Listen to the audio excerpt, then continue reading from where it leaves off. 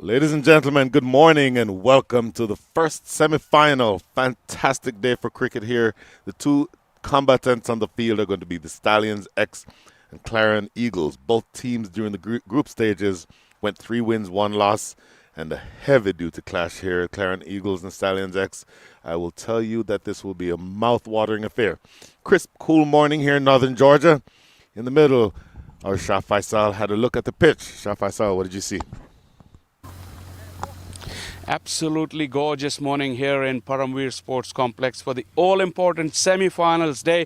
The sun is out, the breeze is down, and it is just about perfect conditions in terms of the weather. This Paramveer outfield has been terrific as well. If you look at the dimensions, 62 meters straight, and if you look in front of me, slightly bigger on that side, it is 67 meters, and behind me, it's 60 meters. The actual 22 yards, they played pretty well last couple of days. Have a closer look. It's pretty dry and hard. And since it's a bit warmer today, we feel like it will dry up sooner than what it has been doing in the last couple of days. So batters can express themselves a bit better. Batting first, still the team that wins the toss might want to put the opposition in, but the conditions not as challenging as it has been in the last couple of days. Still, you have to watch out for the initial few overs, and then you can express and play your shots on this pitch. All in all, we're looking forward to a cracking day of cricket here for the semi-finals day.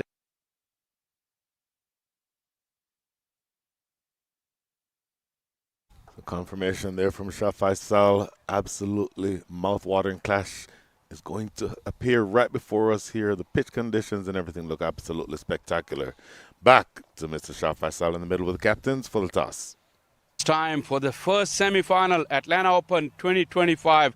We got Stallions X and we've got Clarion Eagles, and alongside them the match officials. Akarshit Gomel will flip the coin. Shayan Jahangir will call it. Akarshit, you ready? Heads. Heads is the call. Heads is the call. Tails. It's tails. Akarshit, you've won the toss. What have you decided to do? So we would like to bowl first. It's a slightly delayed start and a warmer morning. What's the reason behind that decision? Pitch looks really good, and it's a big semi-final against one of the best team in the tournament, and I would like to extract the advantage as much as possible, and having target in sight and trying to chase it, it's a better option. Always a luxury to have a full day's rest in these kind of tournaments. What was the team up to yesterday?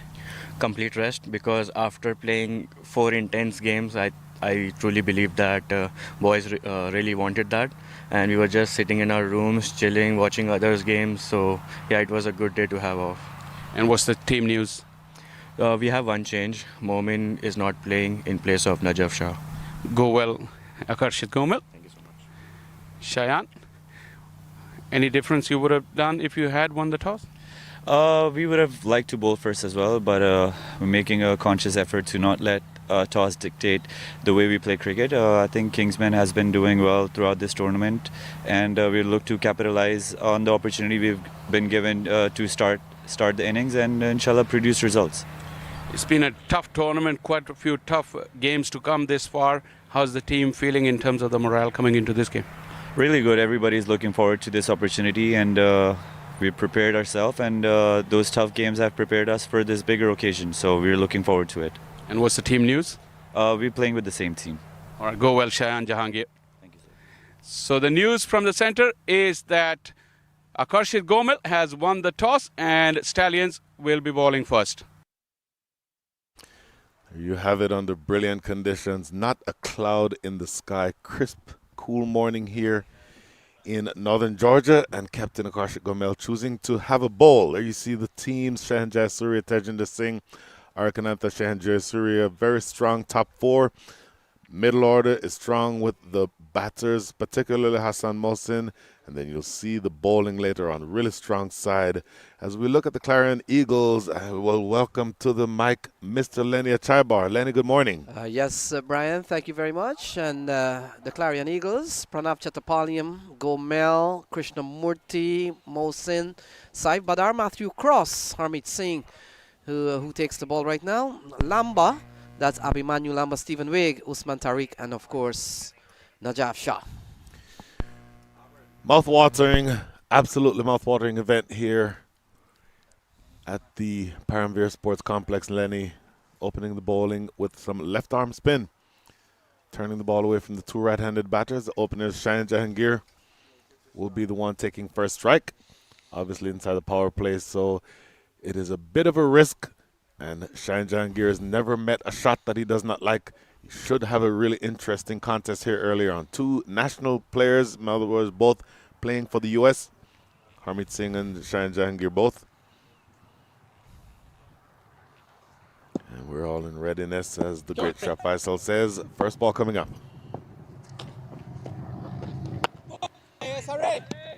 Yeah, good start from Harmeet Singh. And he's a kind of bowler, Brian, has used the new ball so many times. Very good start from him, bowling to a top-class player.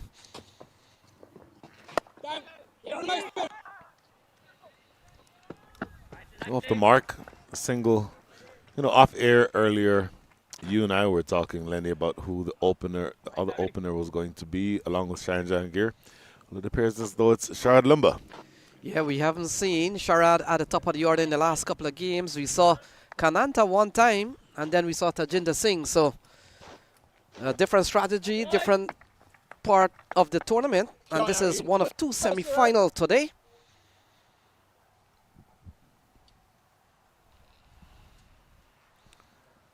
Sharad Lumba now going to be looking very aggressive at the top of the order, usually. Now, what you're trying to do, obviously, is to tempt the right-hander to go big over the onside, where he'd be hitting against the turn.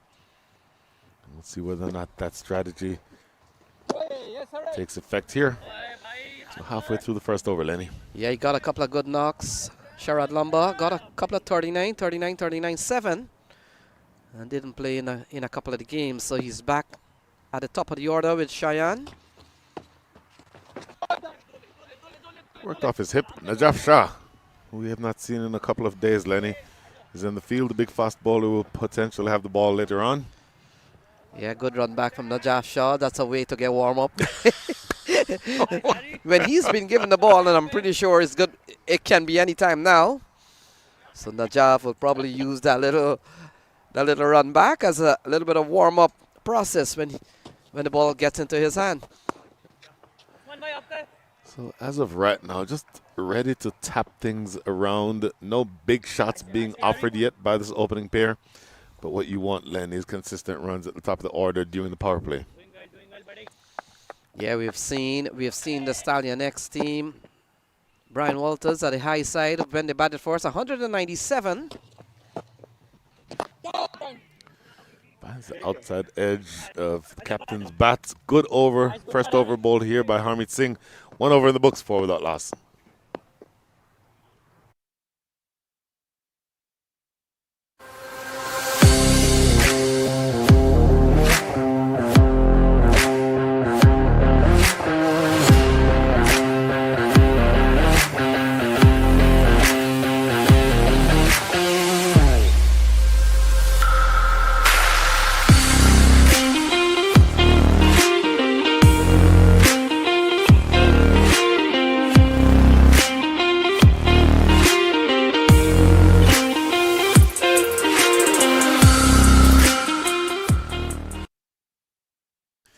So exciting, Lenny, to have Sir Clive Lloyd be the chief guest of the Atlanta Open 2025. That will be tomorrow. May have him here later on today, but definitely will be the chief guest tomorrow. Big left-hander from your part of the world, Lenny. And another big left-hander has the new ball in hand at the southern end of the ground. The same man we just referred to, Najaf Shah, former Pakistani quick. Now bowling the first delivery here to Sharad Lumba. Yes, starts well. Big appeal. And it could run through for what we could be a leg by. Maybe a little nick onto the pad. So he's picked up his second run. Yes, Shah Faisal, Najaf Shah. Certainly a man who's knows his trade pretty well. You did it again, Lenny. Again, Shah Faisal and I look exactly alike. I can see why you keep calling me Shah Faisal. Najaf Shah, brilliant left arm bowler. Look, generally tries to bowl a fuller length. Now tell you that Cheyenne Jahangir does not like to be dictated to, so this is a good matchup for me. Yeah, you look at Najaf Shah, 3 wickets in the series, and we talked about how he has picked up all of that in one game. And the Clarion Eagles, a well put together squad, and Najaf Shah, and along with, we've seen a little bit of Harmeet Singh, Usman Tariq, Stephen Wigg, another fellow left arm seamer. So strong bowling attack sported here by the Clarion Eagles. Strong left arm bowling attack. You have 2 left arm pacers, you have 2 left arm seamers, being Sanjay Krishnamurthy being the other one. Knocked him over. Look at that delivery. How big is that? End of Sharad Lumba, 6 for 1. Yeah, we talked about how good Najaf Shah has been. And this one, look at that. Early into the inning, Sharad Lumba. Oh, look at that. Middle and off. Knockback. Advancing down the track. But it's Najaf Shah who draws first blood. Is 6 for the loss of 1. Advancing down the track is an interesting move. You'd like to think that he'd be forward because of the ball swinging into him. But Lenny, with the feet moving this early in the innings with the ball swinging, feels like a better option would just be to play the ball on its merits as opposed to moving down the track, being a little bit unsettled and losing his wicket here. Yeah, a lot of batters sometimes, Brian Walters, will probably want to negate this swing. Usman Khan comes up quite early. And he comes in here with an early fall of Sharad Lumba. Is 6 for 1. I completely take your point that it's better to be forward to negate the swing. When the ball doesn't have as far to travel, it doesn't swing as much. For me, if that is your objective, then take your guard outside of the crease. It accomplishes the same thing, but you're more still earlier in your innings when, you know, your footwork isn't exactly right yet. Anyway, enough of that. First delivery, full tosses drilled down the ground. That goes all the way for 6. Well, such an explosive shot, first ball from Usman Khan. And while we were just trying to have all the analysis on the dismissal of Sharad Lumba, look at this. First ball, full toss. Usman Khan smashes this out of the park. And that's the first boundary, the first 6 we have seen of this innings. And Usman Khan, he has come out, and he means business. Well, he came running down the track. Talk about using your feet, Lenny. He was appealing to the square leg umpire for it to be a no ball. Well, if you run 6 yards down the track, that's kind of a battle you're not going to win. Boy, he's come out with violence on his mind, Lenny. Huge swipe that time, thick inside edge, taking it down the square leg for a single. And Brian, you look at the 6 from Usman Khan. He came out and it appears that that's a free hit ball. He was just into, well, whatever ball's here now. Free hit mentality. It is impossible to overstress the ultimate, I hate to say arrogance, but it's kind of arrogance to a big former international fast bowler. First ball running down the track. Boy, that was a mouth-watering contest. Interesting. First over bowled by Najaf Shah. Second of the innings comes to an end. 9 runs coming from it. 13 for 1 after 2.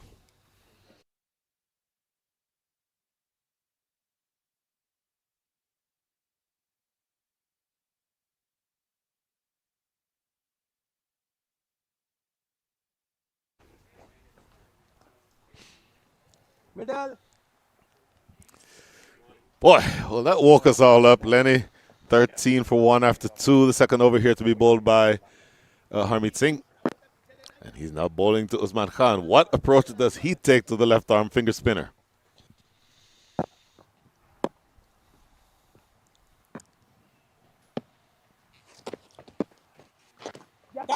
Yeah, we've seen Harmeet Singh 7 wickets in this series along with Abhimanyu Lamba. So they're at the top of the order and they've started well with him. Boy, Lenny, I cannot take that 6 out of my The very first ball he faced, and I think I really like your analogy. He treated it as though it was a free hit. He came running down. That is the first ball he's facing. The 10th ball of the innings. That is incredible. I have never seen that before. Shanjangir, steady as you like. I've seen him at the top of the order, scoring really heavily in the recently completed minor league season, in my mind. And nobody, I don't get a vote, but I think he is in the running for the most valuable player in the league. Driven square now. Couple of runs, maybe? No, just one. Yes, Brian, he's really had some good season. And we talked about his international career so far. They come fast. 28 one international and 19 T20 international. So he's ranked up those games. Tickler on the corner, picking on Najaf Shah again. You know, you talked about the fact that he has international experience. Nothing bigger than opening the batting in a World Cup match for your country.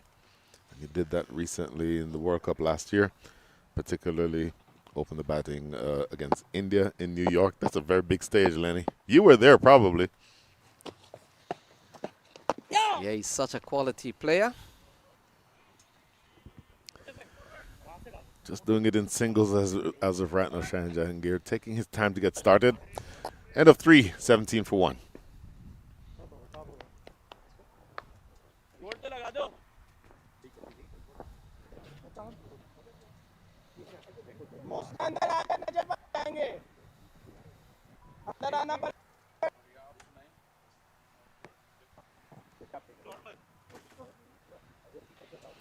Meeting of the minds there, Lenny.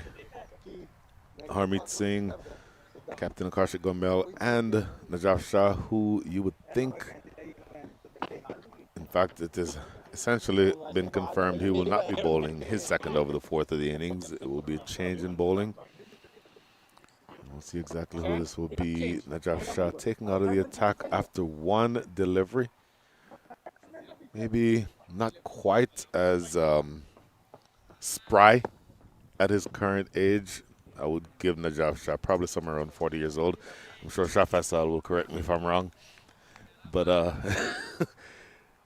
but he essentially is going to be out of the firing line, maybe at short fine leg, which is where you see him now. And in the meantime, a new bowler coming from the southern end to start over number 4. Yeah, the man who got 4 for 17 the other day, Abhimanyu Lamba. Smashed. And, oh, half a stop at mid-on, but that probably saves 2 runs. Yeah, good shot in the onside. And Brian, we've seen a start. We've seen 3 bowlers being used now. Lamba, we saw him the other day, bowled impressively well. In fact, would have opened the bowling, 4 for 17. Wow. And he also picked up 3 for 21. So the couple of opportunities he has been given by the Clarion Eagles, he has grabbed them with both hands.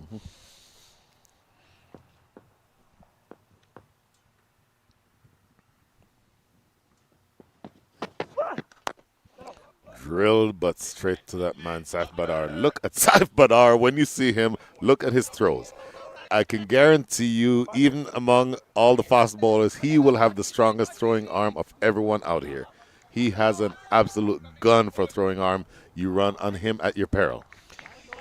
Yeah, he's posted at mid-on for now. I'm pretty sure when the power plays are done, he's probably going to stretch out to long on. He can routinely throw from long on to the keeper's end without any fuss whatsoever. Just a bullet of an arm. In addition to being a brilliant batter, by the way. That's good cricket. Just dropping it into the offside, picking up a single. By the way, confirmation from the great Shah Faisal. Najaf Shah is exactly 40 years old. So I was off by exactly 0 years. Props to me. So we've seen a good over here from Abhimanyu Lamba. We talked about a couple of big spells for him, big opportunity.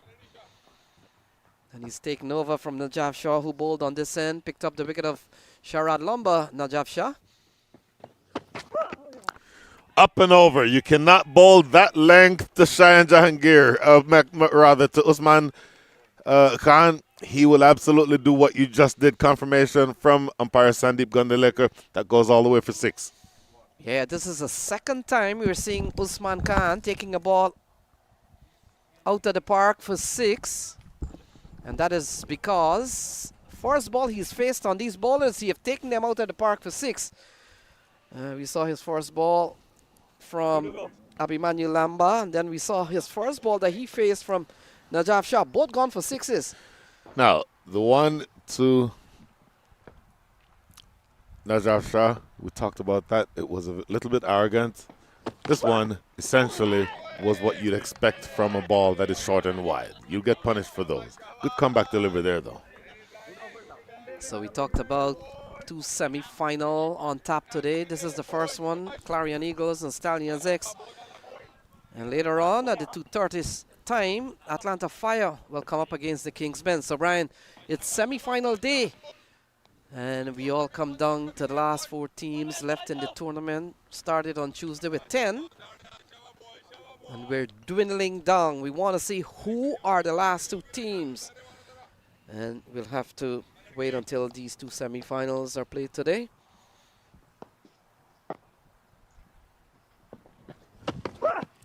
Down the track. Boy, he's wanting to get things going here. Usman Khan swing and a miss on this one, but his intent is clear. 9 runs come from the over. End of over number 4, 26 for 1. Yes, get it off.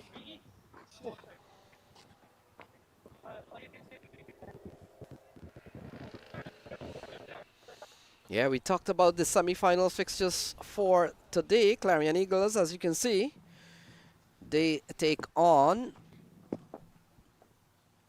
Clarion Eagles. They take on Stallions here, and then of course the Kingsmen and Atlanta Fire coming up a little bit later on in the afternoon fixture. So 2 big games there. Brian Walters all heading down to the grand final tomorrow, right here in Rydal, Georgia. Well, he didn't get that much of a rest, Najaf Shah. Be coming into bowl number 5, over number 5 here. Matching up here against Shayan Jahangir. So watch out, Lenny. This is the westernmost pitch. So it is closer to the west side of the ground, which means that the boundary up there is about 65 yards. Going east, that boundary is 71. So a leg side hit from this side has much less distance traveled to go over the ropes. Pay attention to the length and the line that is bowled here from Najaf Shah. And so many times, Brian, when these batters, they hit the 6s out of the ground, those measurements are irrelevant. Yes, boys. We've This seen is some true. big hit. I saw a big one into the other field. And there's several we've seen in this tournament. Batters, they want to hit these balls very far.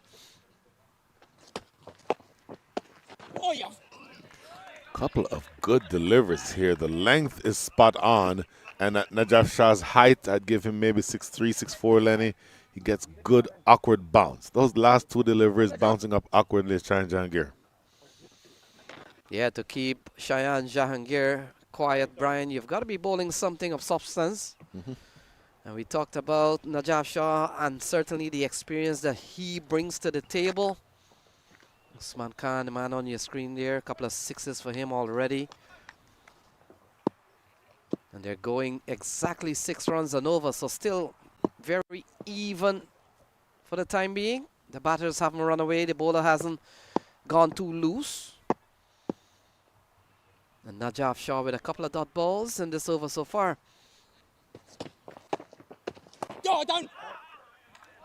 Bang on target here. Much better over on the way for Najaf Shah.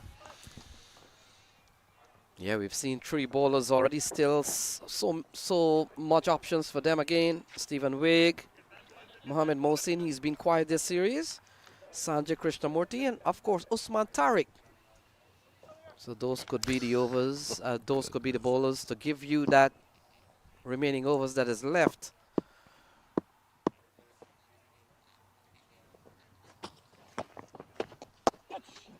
Really innovative shot there by Shayan Jahangir. It goes all the way for 4. Yeah, I got the feeling that Abhimanyu Lamba didn't bother to chase, realizing that they'll want him to rest that leg for his bowling. A 4 is a 4. But look at that, delicate, using the pace of the ball. He knows where the fielders are. And that's a lovely shot off the bat of Cheyenne, gone for 4. Well, he is a brilliant stroke maker, strikes the ball cleanly, but that was a shot of just timing. Didn't need any power whatsoever. It is all timing and having that ball run behind point for 4.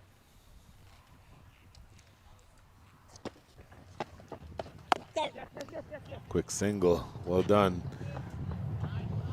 And Brian, it's going to be interesting to see Usman Khan, and the reason why I'm setting up this ball. The very first ball he faced from Najaf Shah went for 6. The very first ball he faced from Lamba went for 6. This is the first ball he's facing from Najaf Shah from the other end. He's a very interesting character, and he seems to be a big fan of these first balls. Let's see, 31 for 1. Now, the keeper is up. Matthew Cross out of Scotland. He's up to Najaf Shah, which probably doesn't make Najaf Shah feel very good, but will limit the dancing down the track, you would think. Worked around the corner. It is the man who I saw warming up a second ago, coming back for the second run. The man who I just saw warming up, Usman Tariq, who I believe might be bowling this last over of the power play. 5 overs done. The score is 33 for 1.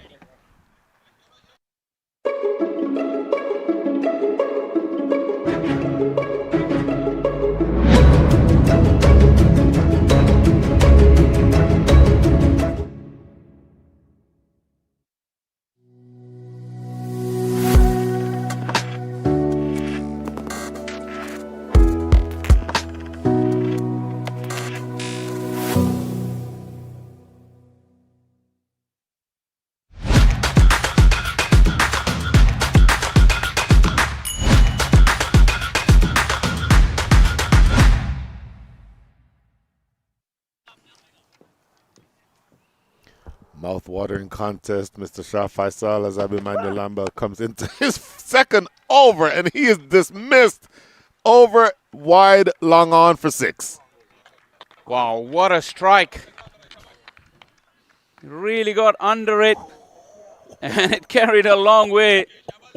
Shayan Jahangir. Oh, the line, Shah Faisal, the line. Was right in the slot as well, angling in, asking for trouble. Shah Faisal, on that line, you can get hit for 6. On that length, you can get hit for 6. Absolutely. If the length and the line are both at his pads in the slots, honestly, that might have gone for 8. It's a much better delivery, shorter and cramping him for room, still managing to get a single for it though. So an interesting start here. You're at 40, Shah Faisal. Your early impressions of what you've seen so far in this first semi-final? Well, obviously that slightly delayed start is really helping and neutralizing the advantage of a toss that the team that bowling first would have had. 40, I thought about 30, 35 with no wickets down would be a good return for power play. So this is slightly better and still time to go. And I'll ask you a different question as you see that single from Usman Khan. He came running down the track again. So he looks to be very aggressive, wants to get the scoreboard ticking. 17 from 9 is what he's had so far. What are you expecting from him as compared to what you've seen from Shayan Jahangir, 19 from 19? Shayan is more conventional. Usman Khan doesn't believe in the MCC menu. And against fast bowlers, he will charge down the wicket. He will step down towards his leg stump and open up all areas. Skied, but this is catchable.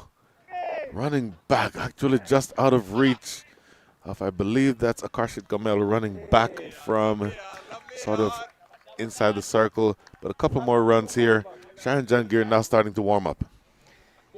Yeah, he took his time now, but that is generally the case. If a lot of wickets don't fall in the power play, and Shayan has seen through the power play. So that second half, over number 4 to 6, really want to capitalize, having seen through the first 3. Lucky that Usman Khan came out of the block so quick that Shayan could take a little longer.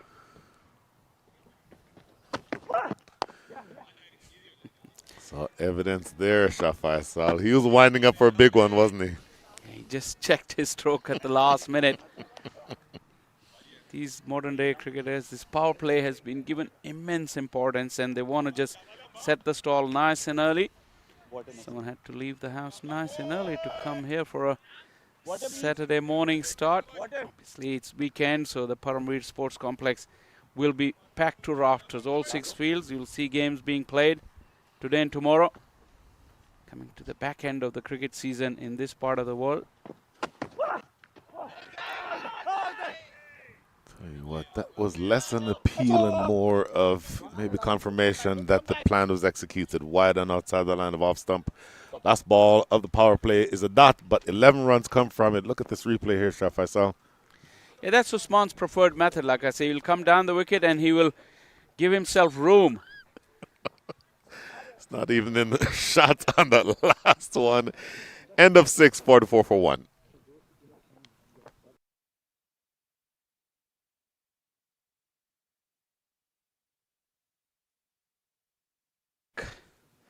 The man with a lot of mystery. Umpire Ishan is checking with what's on his fingers. He explained something which was accepted, I think, by the umpire. Well, excuse me, the first time I saw Usman Tariq was in the recently completed Caribbean Premier League tournament. While if I were batting and he were bowling, I'd be very irritated at that exaggerated pause in between his delivery stride and the actual delivery. I think it's good in an era where so much goes in favor of the batter, for the bowler to have some innovations that sort of brings things back level. Absolutely, and bowlers, sometimes you feel when you watch T20 cricket on some batting paradises, you feel like the bowlers are just bowling machines. Exactly. So they Pretty have much to come up with unique ideas.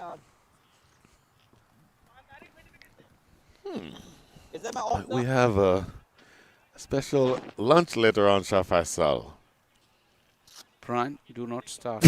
It's very early for lunch. If I get thinking about that, I won't concentrate on work. So let's watch Shayan Jahangir and Usman Khan, how they tackle Usman Tariq. Oh, he winds up for the big one, but you're outside of the power play now, so additional protection in the deep is possible. One thing with mystery spinners is that the longer they play and the games are televised, the batters will watch over and think in their head what they can do to counter it. And Usman, that is Usman Tariq who was bowling, would have to keep evolving, because we've seen the lifespan of mystery spinners is not that long, because once they're worked out and their mystery is gone, they just become an ordinary bowler. They just become spinners.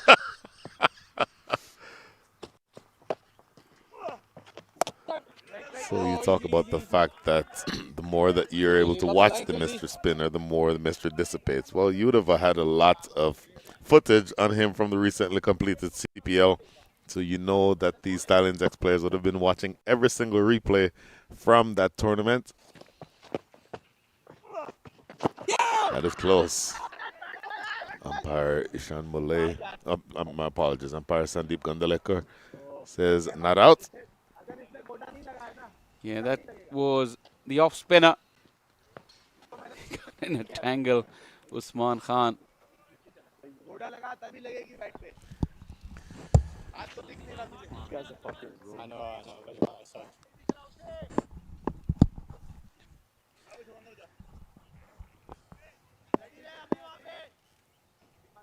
Deep fielders are 3 on the onside. Round arm that time. Boy, the number of different deliveries that he has is fascinating if you've never seen him before. Indeed. So his release points are at the perpendicular and then beyond. And this one is underground almost. He drops his arm so much. Yep. There you go, another. Round arm again. The mistress spinner pulls things back just a touch. 3 runs from his first over. 47 for 1 after 7. Yeah.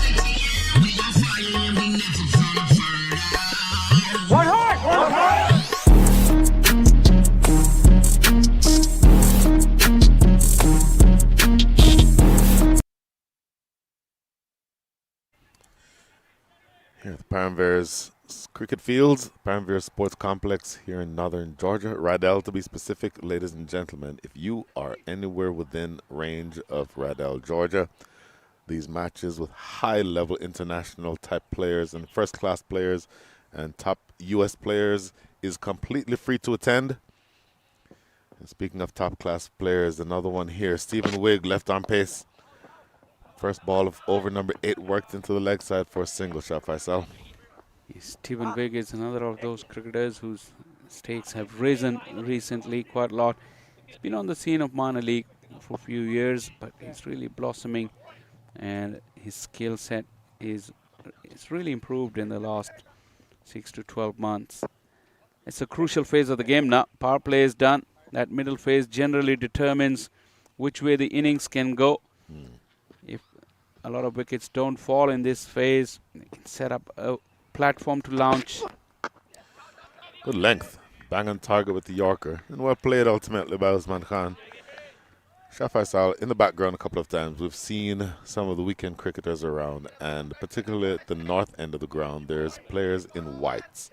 I would imagine that much of your playing days you were wearing whites as opposed to colored uniforms. Am I right? Absolutely. And I can tell you that on weekends at times you see all fields that are not broadcast or local cricketers. You'd see red ball and white kits. And it's just so good to see, for our generation at least. I'm glad you qualified it by saying for our generation, as that's a single into the leg side. Shah Faisal, I'm an old guy. There is just something majestic about white uniforms and a red ball that I just don't. There is the white uniforms that we're talking about. I just don't get the same feeling with colored uniforms and a white ball. Call me old, call me old-fashioned.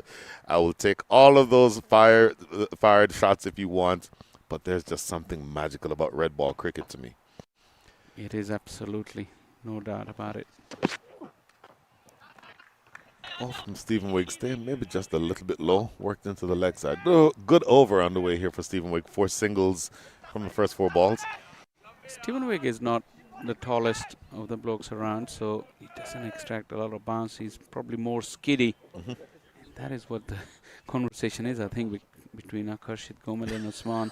The way Akarshit signaled that Stephen Wigg is skiddy, and you've got to be prepared for that ball.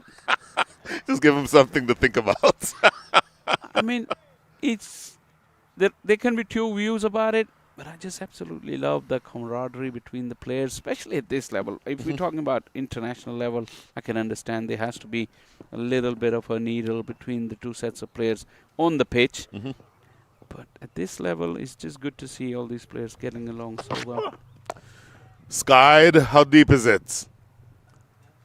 Not deep enough. Did he stay in bounds on the boundary? That is a successful catch. What an excellent piece of work for the second wicket. Yeah, the umpires will want to have a look because With this coverage, we have the facility that the umpires can check those close boundaries.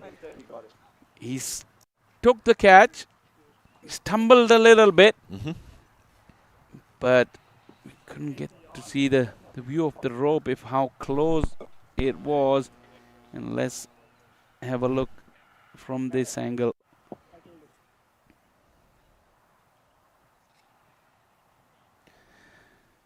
First thing first, check the front foot. That is absolutely fine.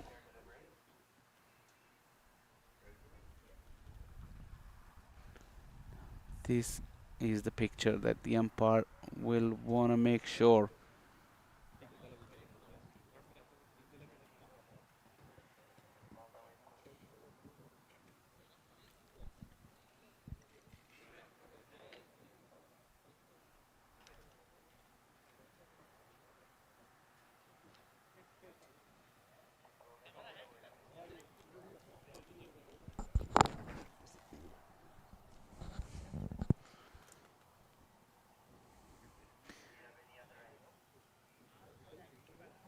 Catch was completed, and after that the fielder took an extra yard and then composed himself.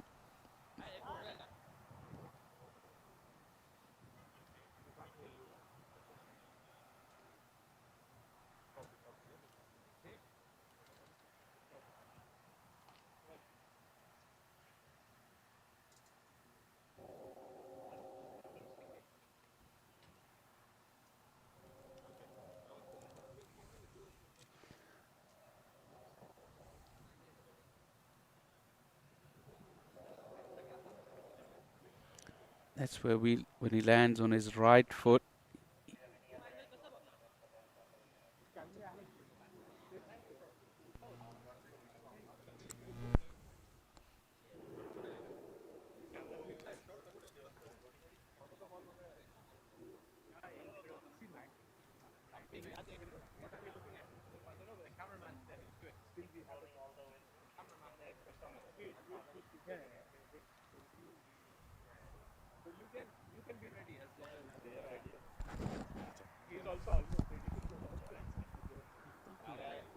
a skinny young boy.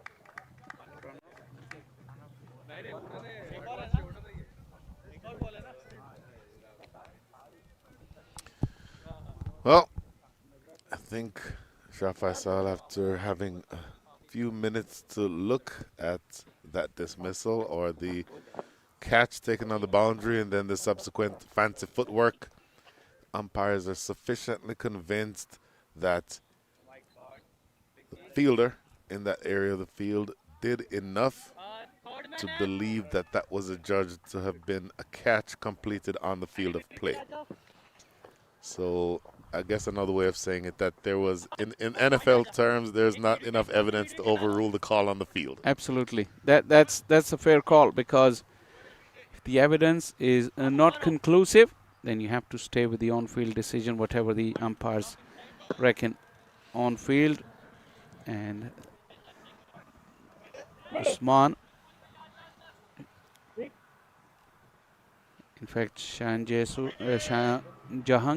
got out, and Shahan Jayasuriya is the new man in. Chittapalian was the fielder. Admiration for the wonderful effort and athleticism.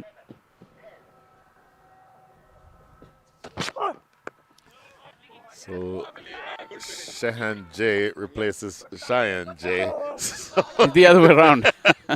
what I mean is Shahan replaces Cheyenne. Cheyenne. Exactly. So it's a little bit difficult to follow those moving parts, but that is the end of over number 8. An eventful one, the big wicket of the captain, Shahan Jahangir, and Shahan Jayasuriya joins Usman Khan. End of over number 8, 51 for 2.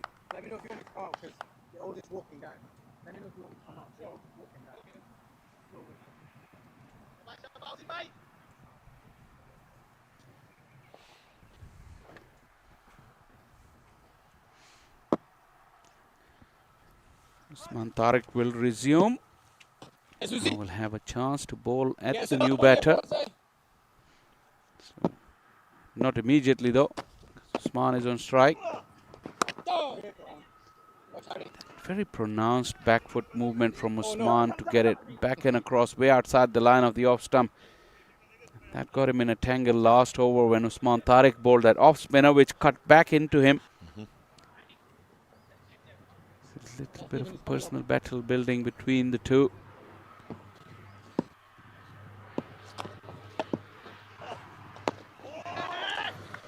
I'm going to guess, Shah Faisal, that you would have faced better spinners, or at least been more comfortable with spin than me. So what, as a batter, do you look for cues from a Mr. Spinner like an Usman Tariq to know which way it's spinning? The best thing, his quicker delivery was looking to sweep. Missed out there, Usman is disappointed. The best thing is if you have sharp vision, you can pick it from the hand. Sometimes it's difficult to pick it through the air. Third way is to pick from the line, which is the least convincing one. Yeah. Like if you see a right arm leg spinner bowling it outside the off stump, you think that it's going to come in. More technical details is the dip of the shoulder. But we are talking about conventional bowlers. This is something. Solid point. Solid point. I'm just trying to put myself in the mind of Shanjai Surya, left-hander. The only similarities that he and I have in common is that we're both left-handed. What would my thinking be as I'm facing up to Usman Tariq? Just right-hander or left-hander, you do not commit too early. Because it's such a long pause. If there is anything in your movement that you give a hint to Usman, he can just play with you then. But if you don't show him any movement until he releases the ball, then you're in a better position. But then it restricts your ability to hit him for big shots. So in this tournament, I'll check with Lenny. Usman Tariq hasn't taken many wickets, although it's been difficult to get away. But teams have come up with plans to not give him the wicket, so not go overly aggressive against him until and unless he provides a freebie. Even you with your gadgets. How many wickets Usman Tariq has got in this tournament? End of over number 955 for 2. I'll answer that question shortly. Fine.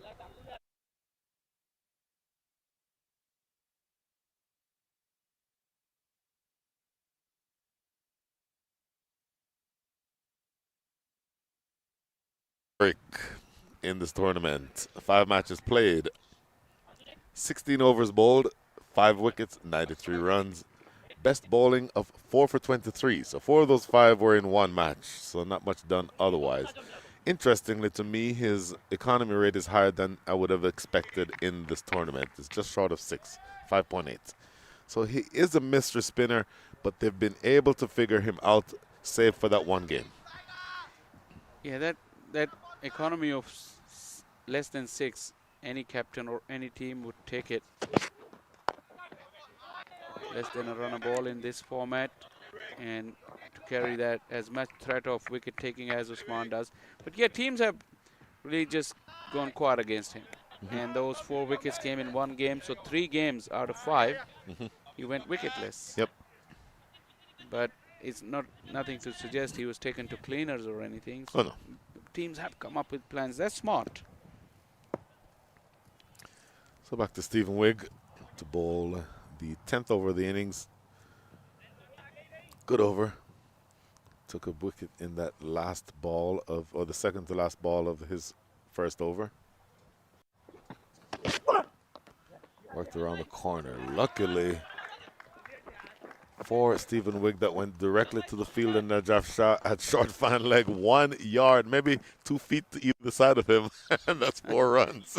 Yeah, he got really lucky there. And Najaf is also will be happy that it came straight to him and he didn't have to chase after it. That's exactly what I mean.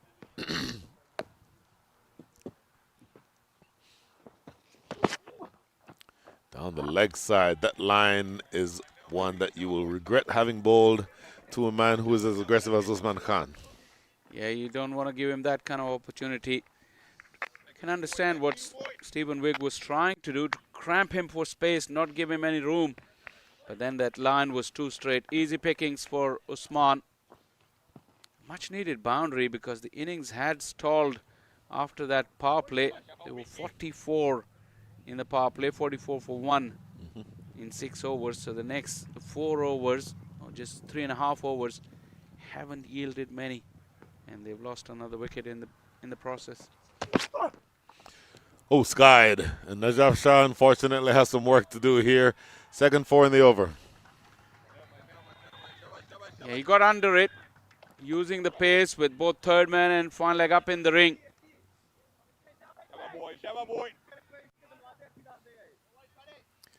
More of a top edge, not as much control as the previous boundary, but the result is the same. Certainly a safe shot. You mentioned third man and fine leg inside the ring, but the keeper is also up to the stumps. So essentially no coverage at all behind the keeper, at least behind square on both sides.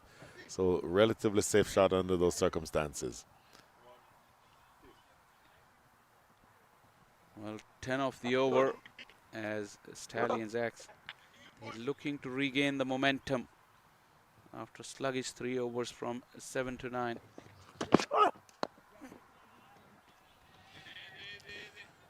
Momentum is such a fickle thing, Shah Faisal.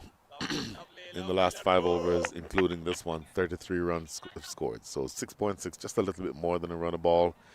Maybe you want to be accelerating more toward, let's call it a crescendo at the end of the innings. You're right now scoring at the rate of 6.71 and over. 6.71 and over translates, or I should say projects, to a score of 134. My sense is that something around 150 would be more challenging for a team here. Yeah, talk about the last 5. So over number 6 went for 11, and this has gone for 11. So in between, only 11 came in the 3 overs. Oh, what a lovely shot that one is. Really well timed. A lot of work in the deep. Tell you what, that's good work done there by Pranav Chetapalliam to cut that one off. But 2 more runs. So make it 13 from the over. Halfway through the innings, 6 to 8 for 2.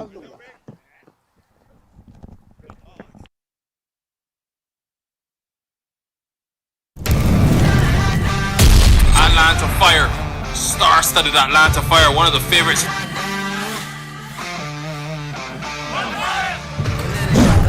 Man, indeed, but that one is smack.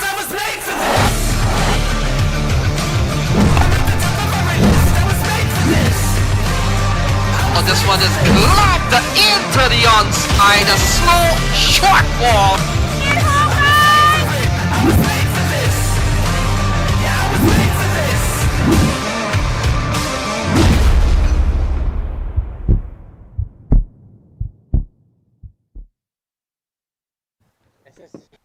So halfway gone, 68 for 2. Still a very healthy scoring rate, going at 6.8. Those are easy to calculate when you've completed 10 overs. We talked about how good Usman Tariq has been in terms of economy rates. Pulled into the onside. Welcome Shah Faisal, as this one has gone away for 4. So a good shot from Usman Khan. Usman waited for his moment against Usman Tariq. This was short and allowed him to get underneath it. He's trying to move right across his stumps, Usman, throughout the spell from the mystery spinner. This time he got one in his area. Good start to the over. Yeah, good motion.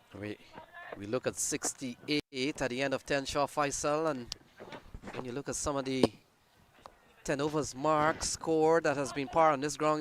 It's around the vicinity of 58, 57. And you talked about at the toss that the strip are beginning to get a whole lot better. We haven't seen rain here for some time, so batsmen are beginning to up that little par that we have seen in the last 2 or 3 days.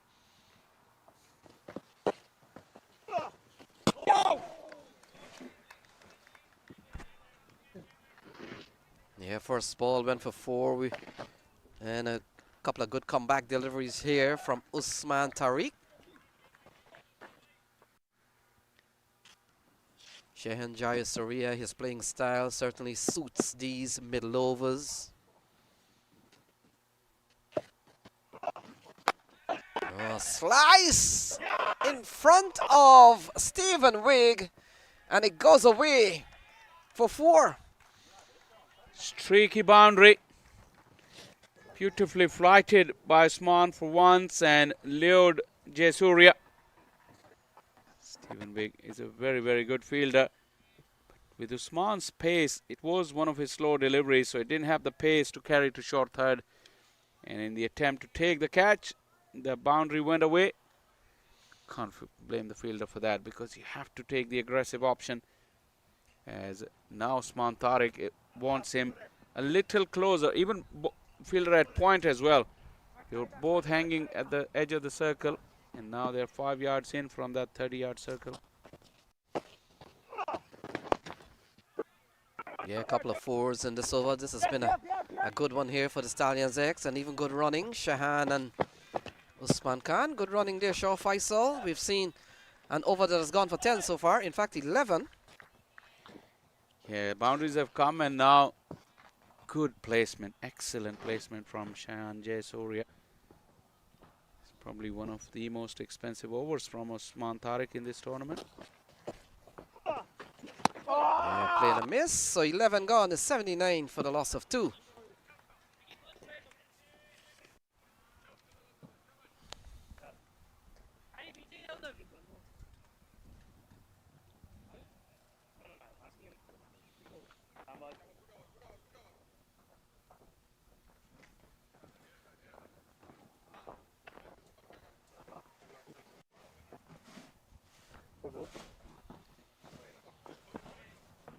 So it looks like Abhimanyu Lamba gets a recall here. Shah Faisal will come back for his second bowling spell. Didn't go too well at the top. 2 overs, no made, none for 20. Not easy to bowl in the power play, but this is the moment I think Usman Khan would have been waiting for. He's 37 of 25, likes some pace on the ball. So would Jayasuriya as well. Critical moment in the game. Big test for the youngster. Yeah, we saw a couple of Missed days out there. It was right on his pads, Usman Khan. And it was probably the loosener from the bowler. But just a leg bye will result. Yeah, a couple of big bowling spell in this series for Lamba. Strong bowling attack. We've seen Harmeet, we've seen Lamba, we've seen Tariq. We've seen Ajav, we've seen Wigg, still bowling options. Sanjay Krishnamurti can give you a couple of overs. Mohsin, we haven't seen him yet. And you get the feeling Shah Faisal, they've got some on the reserve to really call upon. Yeah, good delivery. Can't do much with a ball like that. Just the rotation of strike. These two very experienced and good players. Shehan Jayasuriya, by his own standards, has had a quiet tournament, but these are the big games that the big players make their money, and they can really come good when it really matters. And today is one of those days.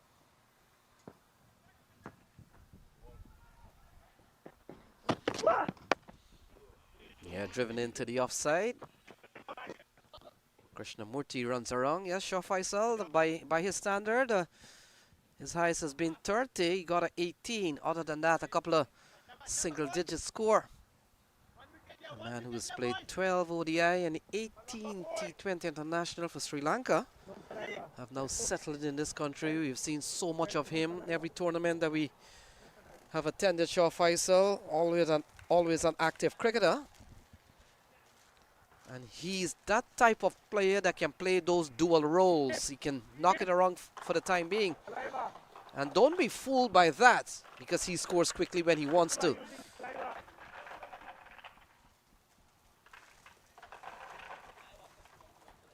Karshit Gomel fielding on the boundary line.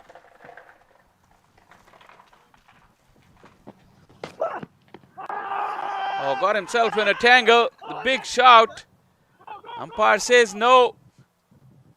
Matt Cross from behind the stumps could not believe. Neither did Lamba. It's one of those funky looking shots.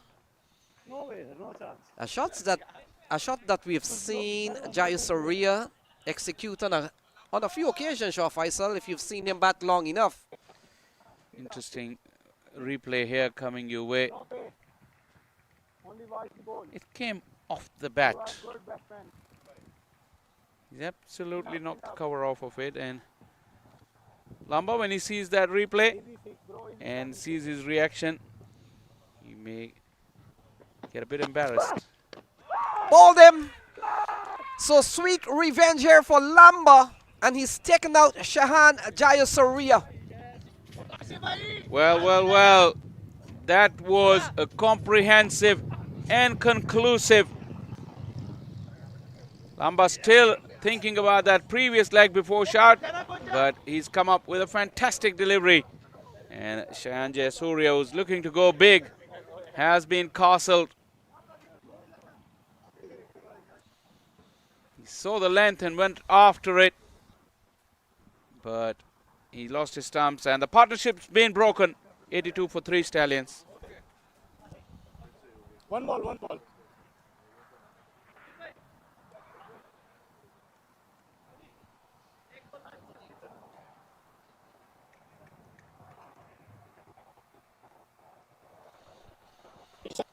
So Tajinder Singh has come to the middle. And Shaw Faisal, we've seen a partnership of 45 broken by Abhimanyu Lamba. Usman Khan still out in the middle. Tajinder, we've seen Tajinder batted at the top of the order. He is open sometimes, and we talked about the abundance of a strong top order here for the Stallions X. And you look at Tajinder Singh, he comes in here at number 5, and you get the feeling that the batting order does have a lot of strength at the top. Yeah, this is a strong batting lineup, and they bat all the way down. Tajinder's come in, man of the match from yesterday. Hassan Mohsin still in the shed. Usman Khalid, Kaushik Bhatti. They keep coming. Arya Kananta has been given opportunities up the order, the youngster in the league stages. He's also there. Still plenty batting to come. 8.1 overs to go. 160 should be the bare minimum that Stallions will be looking at. Obviously, if things go well, they can go past that, but anything less than that, Clarion Eagles will be very happy going into the mid-innings. But between now and then, plenty of cricket is left to be played. So into the offside, he gets off the mark. Tajinder straight away, and so 12 gone is 83 for the loss of 3.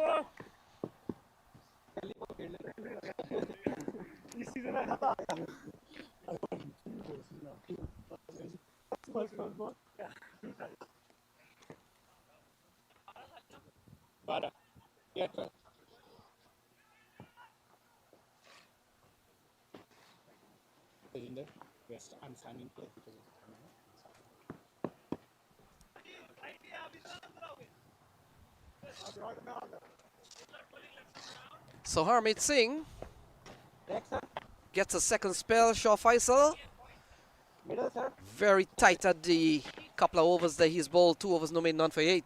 Behind or not? Is he Hamid sweet? has had a very good tournament. He's been in good form. He's had to come up with performances. The road this far for the teams haven't been easy, and I think other than Atlanta Fire, every team who's reached this far had suffered a defeat at some stage or the other. Clarion Eagles got one on the opening day, and then they had the Kingsmen the next game, and they must have thought about the prospects of not making it.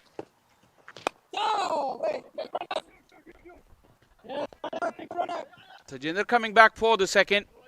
Beats the throw from Chattapalliam. Tajinder obviously scored heavily for the Stallion X and their sister team, Kingsmen.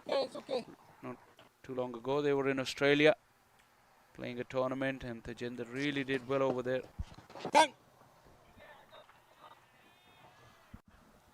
Yeah, you talked about the Atlanta Fire. They haven't lost a game. When you look at Stallions X, they have lost to the Atlanta Fire. That's the irony. And Shah Faisal, they've done really well. We saw them in the eliminator. They were chasing just 138. We thought that the game had a bit of drama inside, but in the end, they were able to pull through quite easily.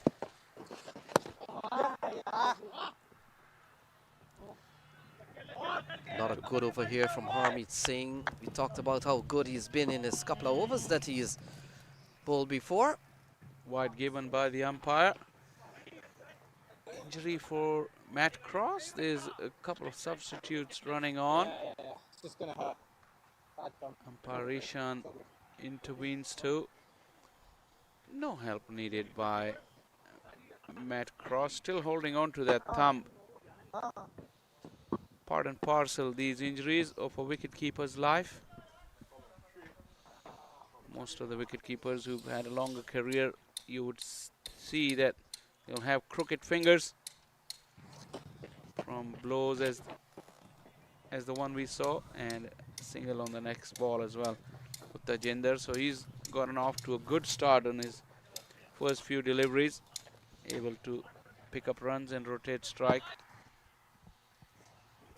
Yeah, I was kind of surprised that the medical crew ran onto the field. Shah Faisal, usually it's done by the umpire stopping play and then indicating for them to come on. Even Tajinder was kind of surprised that there were people behind him. Into the offside, softly played, and this has been another good over from Harmeet Singh.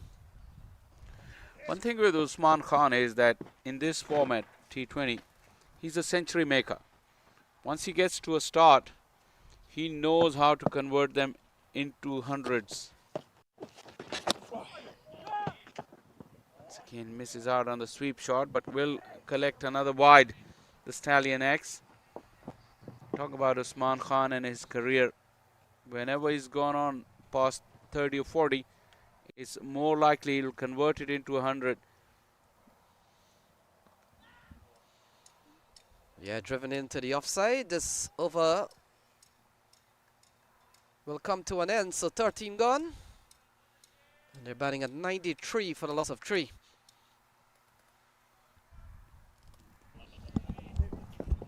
The annual Atlanta Open T20 tournament returns October 7th to 12th in Atlanta, Georgia. Presented by Atlanta Fire Cricket and Tariq Real Estate, 12 teams packed with the best domestic and international T20 talent will be on show. Catch live action on the MLC Network, Willow Cricket and T Sports.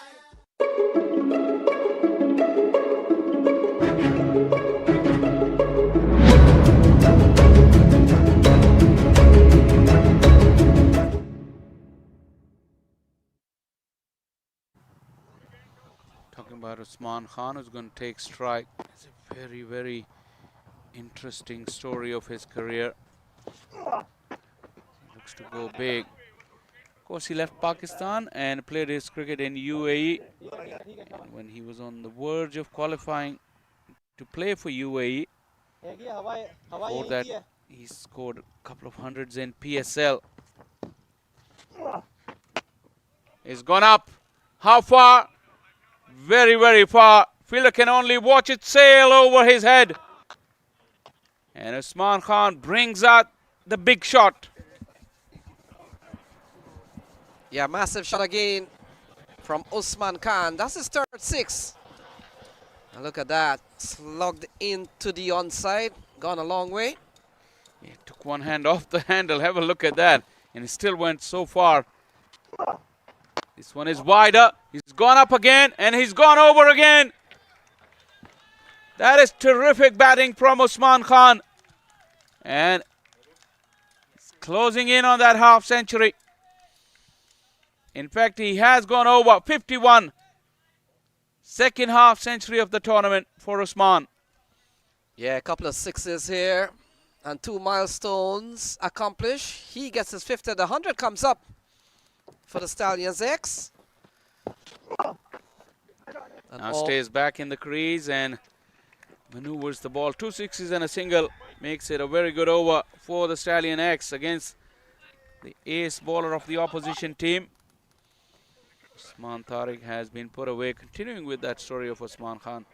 He was then called in to play for Pakistan, so he lost all his privileges that he was going to get from playing for UAE, and the journey that he took, the long route to qualify to play for UAE, the international cricket. He ended up playing for his country of birth. Still not out of contention. I don't think he's too far away from Pakistan's white ball plans. As the series against South Africa, the test series starting tomorrow, but the white ball series will start towards the back end of the month, and more white ball cricket for Pakistan, and Usman hoping to be a part of that. Usman Khan, that is.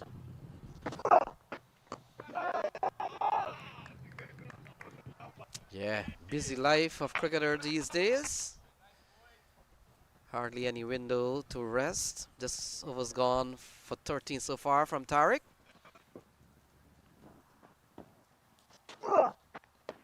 Yeah, he completes it pretty well with a couple of dot balls, but perhaps enough damage has been done.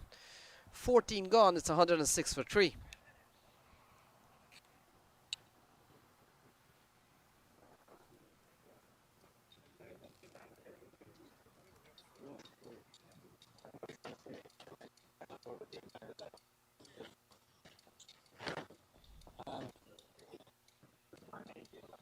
So a couple of semi-finals today.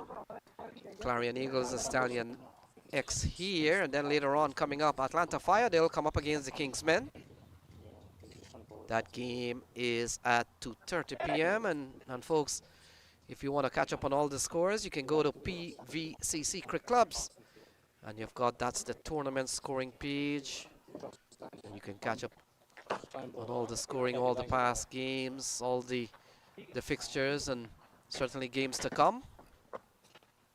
Harmeet Singh will finish up here. Shah Faisal, 3 overs, no made, none for 18. He'll be done here. Yeah, talking about that 160, the possibility of 160 with 6 overs to go is quite real, and anything less than that, Stallions will be disappointed. In fact, they might have raised the bar the way Usman is batting to aim for that 180 now, with wickets in hand and plenty of good batters in the shed. Yeah, chasing one outside the off stump. Harmeet starts with a wide. Harmeet is a wily campaigner as well, so as strong as Usman is against spin and unconventional, that will be a good challenge. Really good battle to watch between these two. Yeah, cut away into the offside. Beats the man, Usman Tariq. And it looks like it has. We'll have to wait and see. Gone away for 4. So dabbing into the offside. Good looking shot from Usman Khan. And he picks up another boundary. Usman Tariq definitely not one of the quicker movers. That was timed beautifully. The outfield also has picked up the pace over the course of the tournament. And Usman's happy win continues. He's found a very good momentum to his innings in the last 15 minutes or so. Good news for Stallions.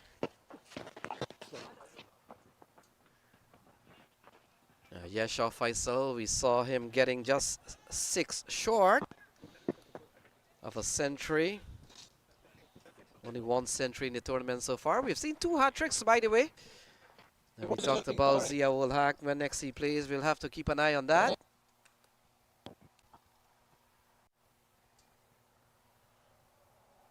So 6 off this over so far from Harmeet Singh. Yeah, worked into the onside. We've seen Tajinder Singh and Usman Khan putting up something so far. 31-run partnership. He's stitching together another useful partnership after the one for the 3rd wicket. They had a good one for the 2nd wicket as well. So the momentum continuing because of those little partnerships. Yeah, cut away into the offside. A long chase here for the fielder. And that has gone away for another boundary. 2 boundaries off this over. And that's another good looking shot from Usman Khan. That's the versatility of Usman. He put away a cut shot earlier and that was quite wide with the sweeper in place. But he delayed his shot, played away from the sweeper. Sweeper was pretty straight and it went squarer. That is great batting. Now running hard, but Harmeet will get to the ball before they think of the 2nd. That will bring us now just one more ball to go. 118 now for 3. The platform is set for the Stallions. 2 very strong teams going at each other. This is setting up to be a very good contest. And I don't think it's going to be a low-scoring one by the looks of it. Saw an over that went for 13 previous to this one. And this one now has gone for 13. And so 2 big overs here for the Stallions X. 15 gone. It's 119 for the loss of 3.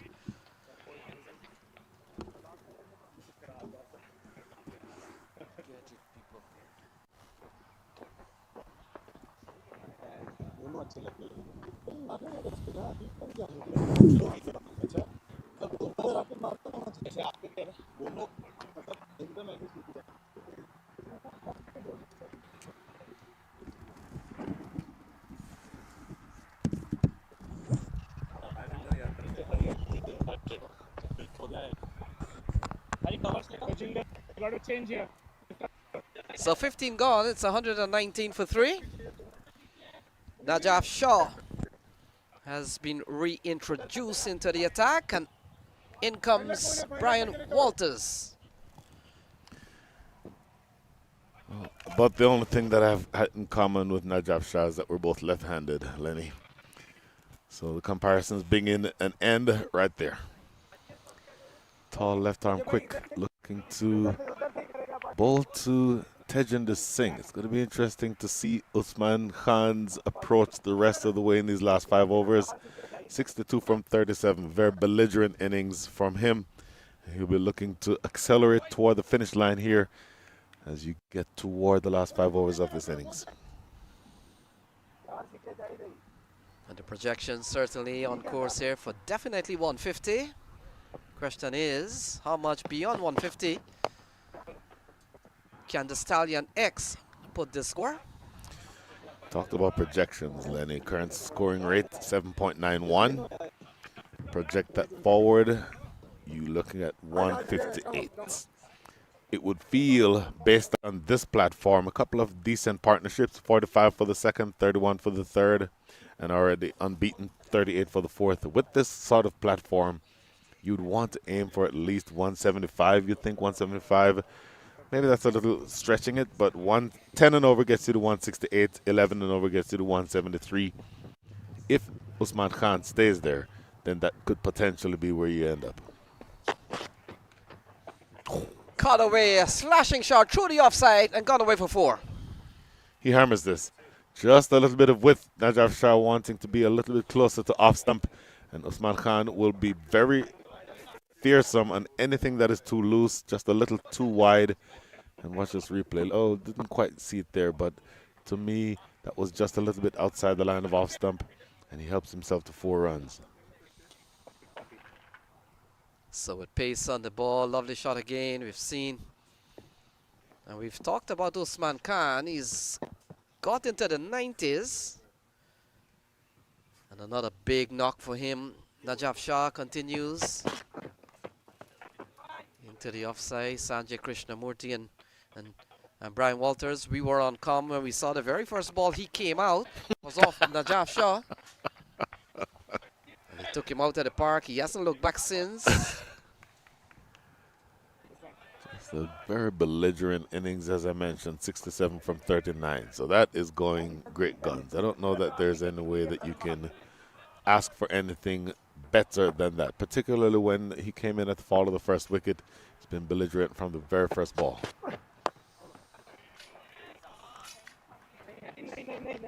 Yeah, we talked about the last couple of overs have gone for 26. The last 2 overs, we saw one from Harmeet Singh and one from Usman Tariq. Najaf Shah has bowled one that has gone for 7. Still a couple of balls remaining. Usman Khan, the man in strike, and he's really played some lovely shots. 6 4s and 4 6s so far.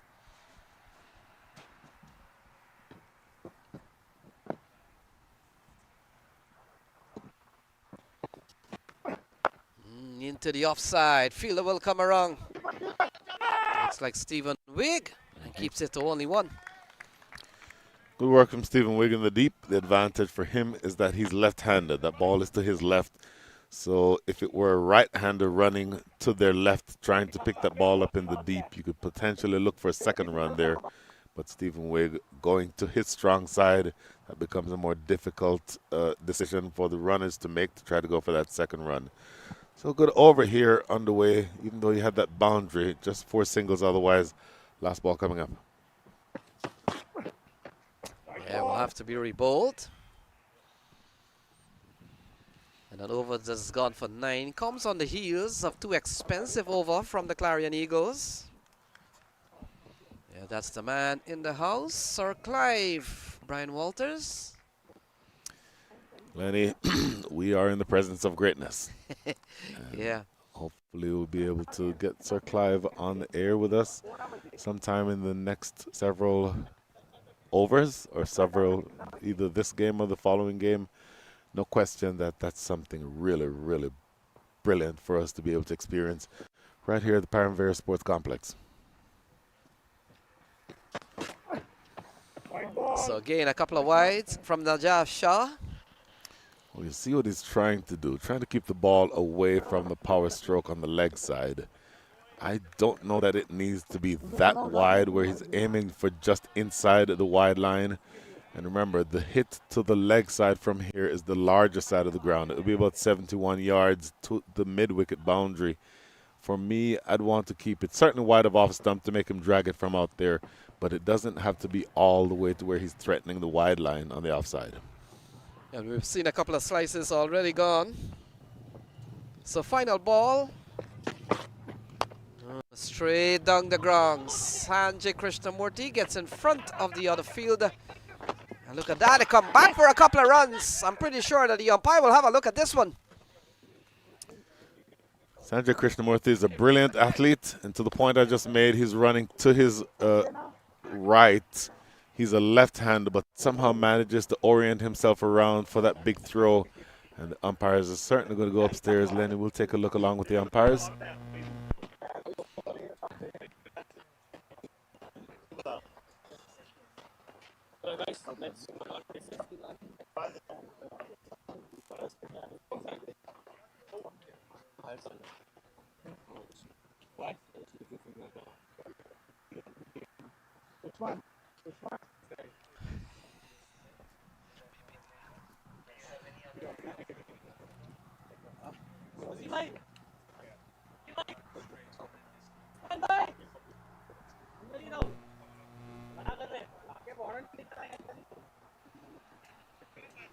So Lenny, while we're not talking about the play itself, we're allowing the umpire to make that decision. But aggressive running between these two going back towards the end of the innings now. So you're down to the last 24 balls, regardless of what the decision on this is.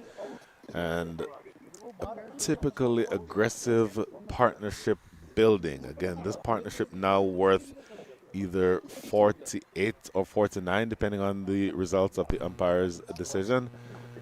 And in my mind, Lenny, it's going to be, regardless of what happens here, it's going to be a race to the finish as we get through the remaining 24 balls.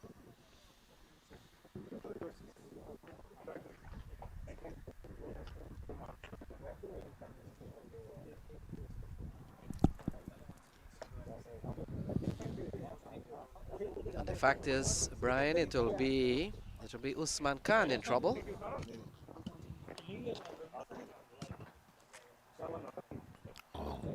Usman Khan's end.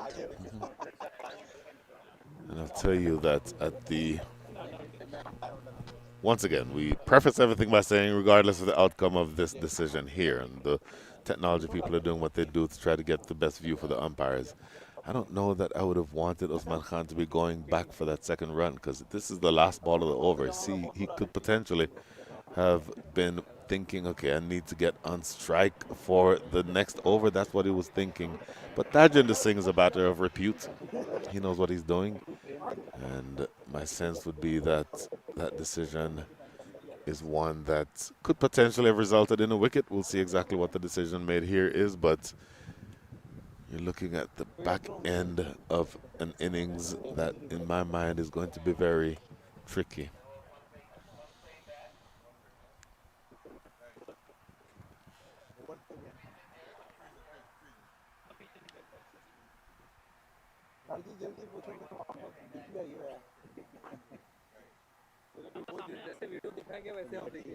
In the meantime, Lenny, a big match coming up this afternoon. The Kingsmen against the home team Atlanta Fire. Boy, that just feels like a final, doesn't it? Yeah, the Fire's played unbeaten so far, so I think we're going to wait for the umpires. So a couple of runs. So safe. 131 at the end of 3, 16 gone.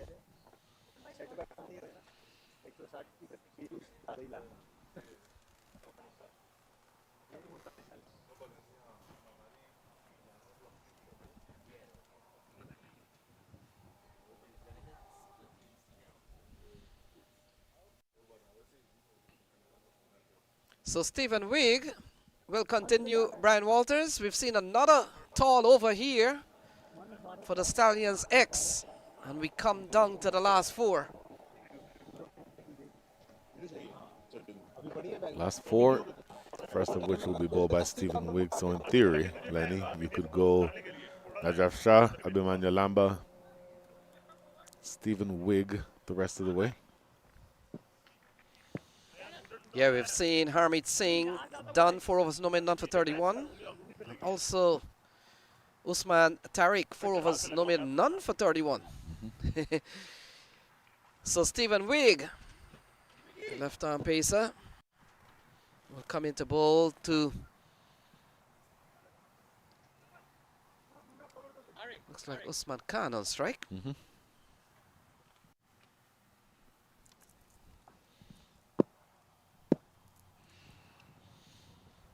So Usman Khan.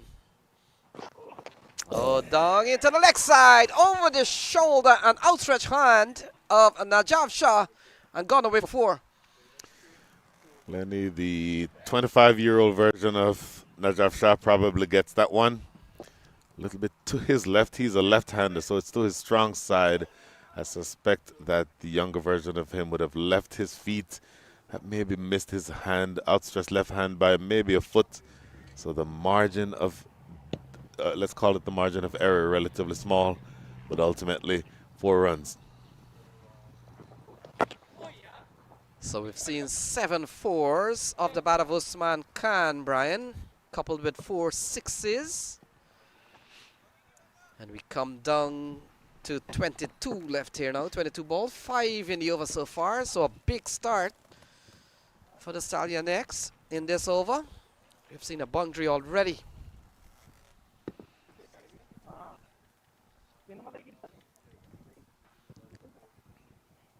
Tajinder Singh comes into strike, and we talked about 2 big partnership, 154 in effect here, still undefeated. And earlier on, Brian, we saw a 45-run partnership involving Usman Khan and Cheyenne. Well, all of the partnerships, all of the big partnerships have involved Usman Khan. The first wicket partnership was only 6. So the second wicket partnership of 45, third wicket partnership of 31, and the current ongoing partnership 54, all featuring heavily Usman Khan. You mentioned that he has 7 fours and 4 sixes. Well, the team has 9 fours and 5 sixes. So much of the damage, in fact, the vast majority of the damage is being done off of the bat of Usman Khan, which is why I suggested earlier that if he's able to bat all the way through, then something along the lines of 170, 180 is not out of the question. As of right now, 10 and over gets you to 173. If Usman Khan stays there, 10 and over is more than possible. So a bit of hold up, a little bit of treatment for Tajinder Singh along the way, and so we're back with cricket. Here is Stephen Wigg. Pulled into the onside and gone for 6. Look at that. Tajinder Singh joining in on the fun. I think on this replay you will see that this ball is just a touch too straight. No, I take that back. Tajinder Singh walks across to the offside and he makes it into a straight ball by moving over on the offside, getting it on his pads, and then drilling it well over the boundary at square leg. So a couple of wickets for Stephen Wigg coming into this game. Picked up 1 already. Picked up the wicket of Shayan Jahangir. We saw a brilliant catch from Pranav Chattopadhyay. Had inches to work with. This over's gone for 11 so far. Tajinder into the long side. And he gets a single-handed strike over to Usman Khan. Single down to Mohammad Mohsin. I am surprised that we have not seen Mohammad Mohsin today. You have the mystery spinner, Usman Tariq, but Mohammad Mohsin is a mystery spinner of himself, or by himself. He's able to turn the ball both directions, quick off break, leg breaks rather, quick googlies. He tends to be the type of batter who would or the type of bowler rather, who would trouble 2 power hitting left or right-handed batters. I'm curious why he's not yet bowled. So another wide deliver here by Stallions X. Extra's gone up to 7 now. We've seen 1 leg by Brian. We've seen 6 wides. Saw in the last over from Najaf Shah had problems closing out that over. Now Stephen Wigg delivers 1, 13 in this over. Another big over here for Stallions X.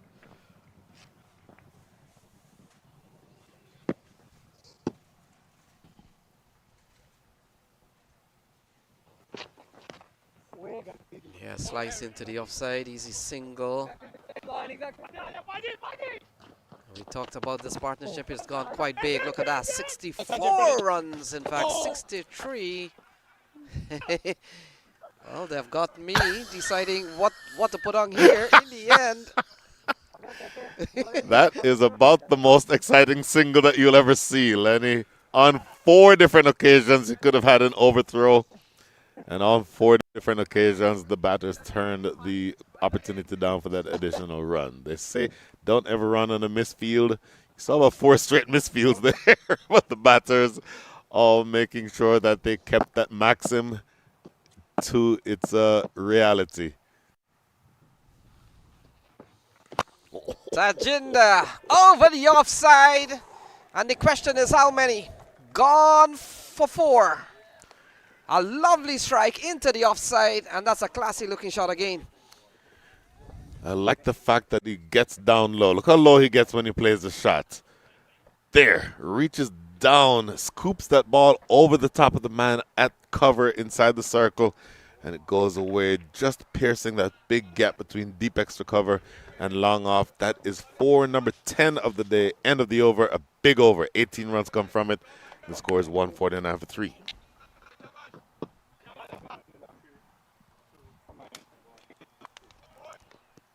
Replay telling the story, Lenny Tajinder Singh just getting really down low to create the leverage to get under that ball and helping himself to 4 runs. He is now very aggressive, by the way.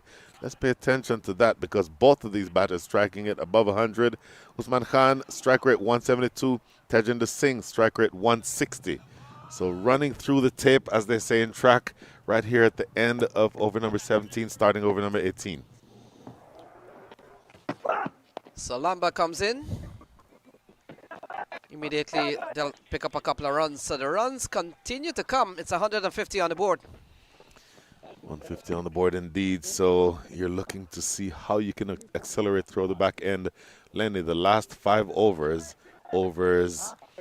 13 through 17 went for 66 runs. So that's, to me, translating to 13 and over. You can do that quick math. And I'll tell you that if this continues, then something along the lines of 185, 190 is definitely on the cards. Yeah, the last 6 overs, they've gone for an average of 12 runs and over, Brian. And so far, this over's gone for 3, so the flow of runs, no one has been able to come up with an answer. And you get the feeling, Brian, with so much wickets in hand, it's going to be a license to even go further and more aggressive against Clarion Eagles. Well, you would have to, wouldn't you? This is obviously semi-final. You want runs on the board, having been sent into bat to put the pressure on the bowling side. Massive strike from Tajinder Singh. Gone long, gone far, gone for 6.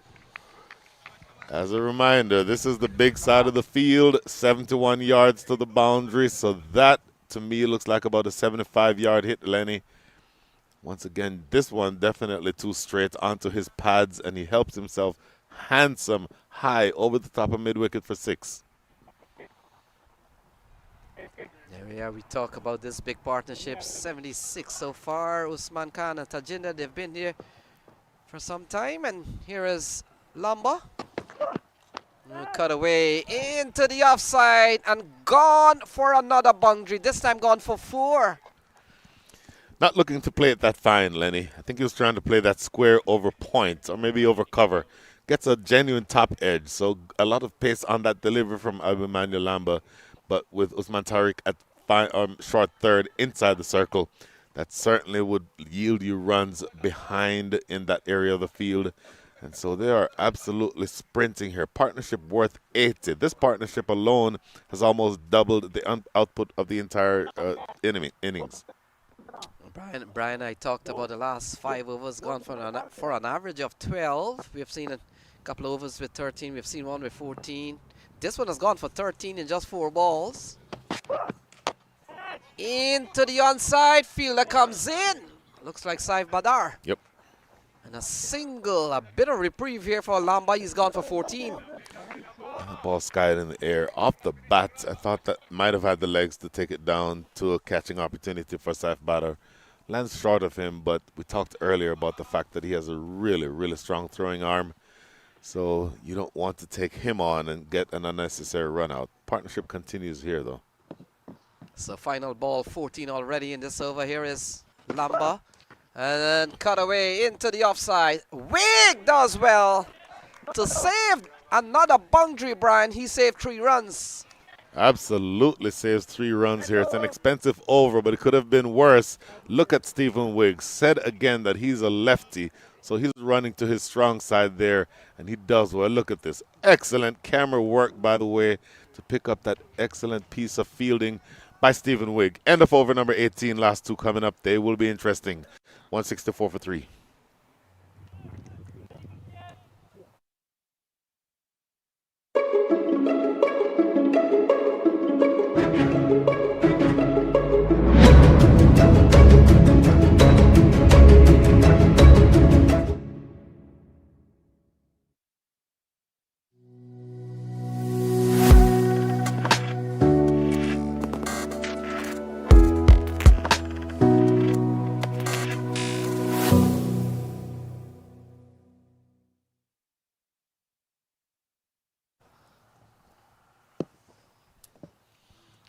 So Najaf Shah will come in to bowl the 19th. And he will finish up here, Brian Walters, 1 for 28 off his 3 overs. Usman Khan has danger on his mind. Usman Khan will be hitting toward the smaller side of the ground if he chooses to go leg side, which means Najaf Shah has to keep this ball outside the line of off stump.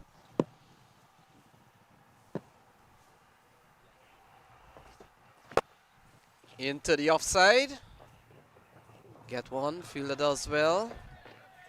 And hands the strike over to Tajinder Singh. Some of the players are calling for something probably to be reviewed as fielder does well.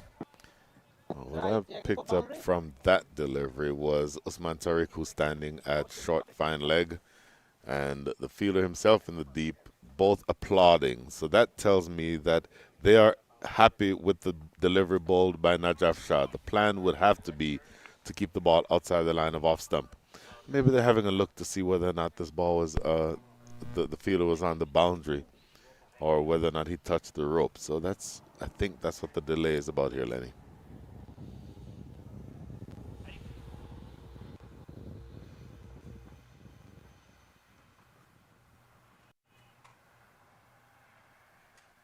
Yeah, I did hear that the camp, the Stallion X camp, had called it out.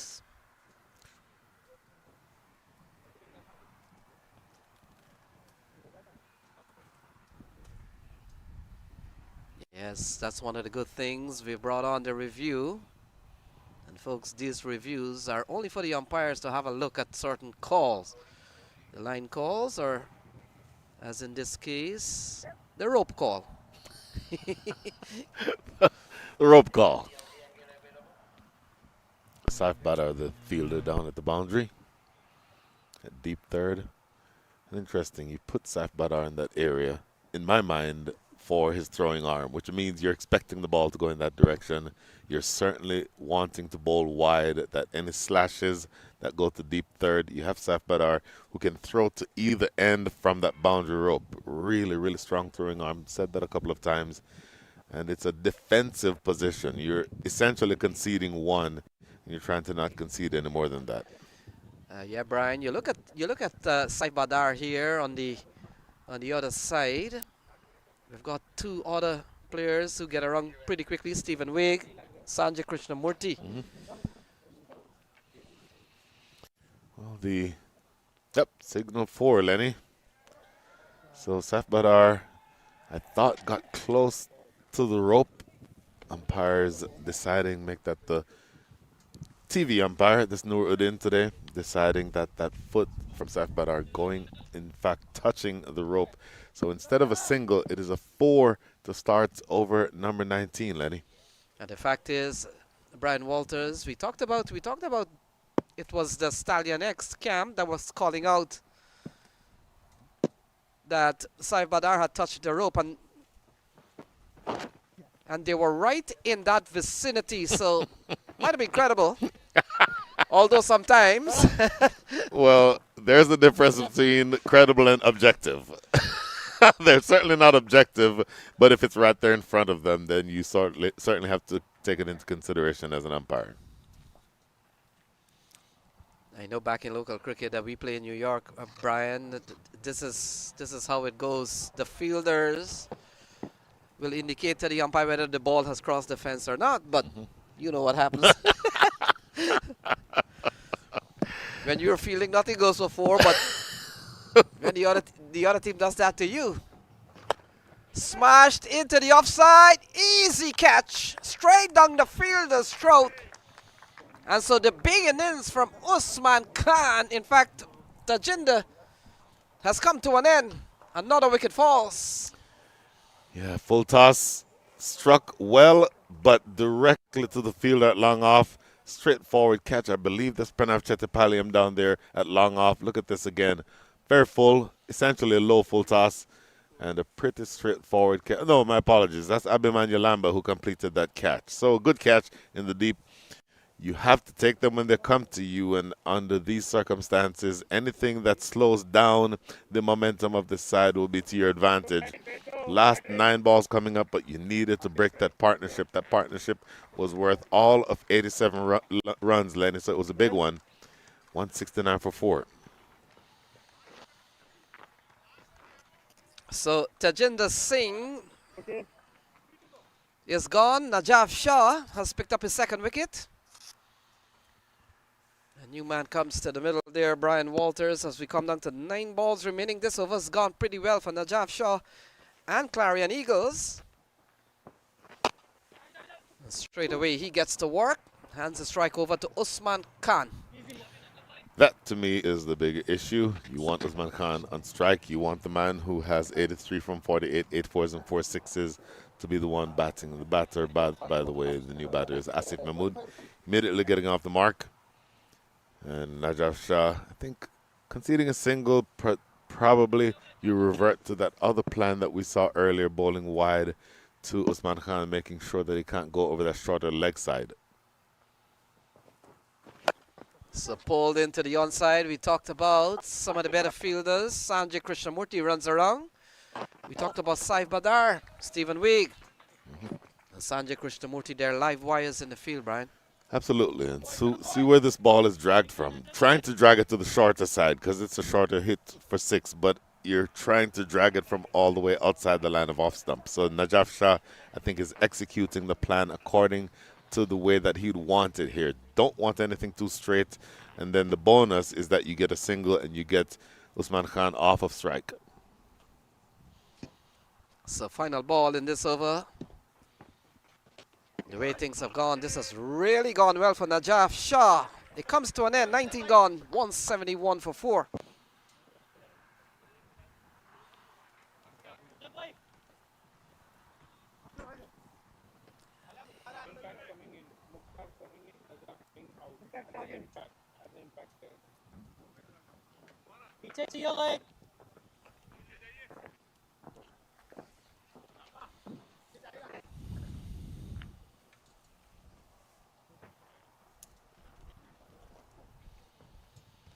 So we come down to the final over. And as expected, Brian Walters, the ball has been thrown to Stephen Wigg. 5 bowlers been used by the Clarion Eagles, and 5 times 4, that's 20. He has one more, and that will close out the innings here for the X. So yeah, you obviously have painted yourself into a corner if you go into this deep in the innings not having introduced a bowler. You wouldn't introduce, for example, a Mohammed Mohsin in this case. So you're limited to the 5 bowlers, and Stephen Wigg will be the bowler who bowls the last over. 35 runs from his 3 overs, so it's been a little bit more expensive than he would have liked. Usman Khan gets a short ball, hammers it out of the playing area, and that's gone for a maximum to start the 20th over. Baseball swing. Look at this. This ends up over the wall at deep, let's call it left center field. That is an absolute brilliant strike. With you being in this stage of the innings, you don't expect anything other than full aggression. You've seen aggression all day from Usman Khan, and he continues it here into the 90s now. 90 from 50, 8 fours and now 5 sixes. Now we talked about Usman Khan has been here before. Oh, look at that. Squeezed it into the offside, backward point, and it goes away for another boundary. He goes up to 94. I like this length better. The line for me is just a little bit too wide. And no deep point, no deep backward point, similar to where Saif Badar was fielding at the other end. So once this ball gets between those 2 fielders in the ring, always going to run away down the hill. The grass, to me, Lenny, today seems to be a little bit faster than in previous days.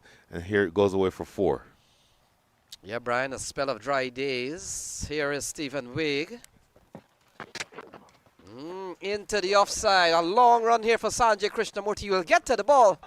And couple more runs here for Usman Khan. He gets his highest individual score of this series. He goes up to 96. So 6-4-2, 96. I don't think he has his 100 on his mind. I think what he has in mind here is just clearing the ropes on these last 3 deliveries. And yes, if the side benefit of that would be 100, but I think the bigger issue is that he's just looking to go big here. Straight down the ground and straight down the throat of the fielder who had to run a bit. And a big innings of 96 comes to an end. Usman Khan falls 183 for 5, Brian. But what a knock we have seen from Usman Khan. Brilliant knock from Usman Khan.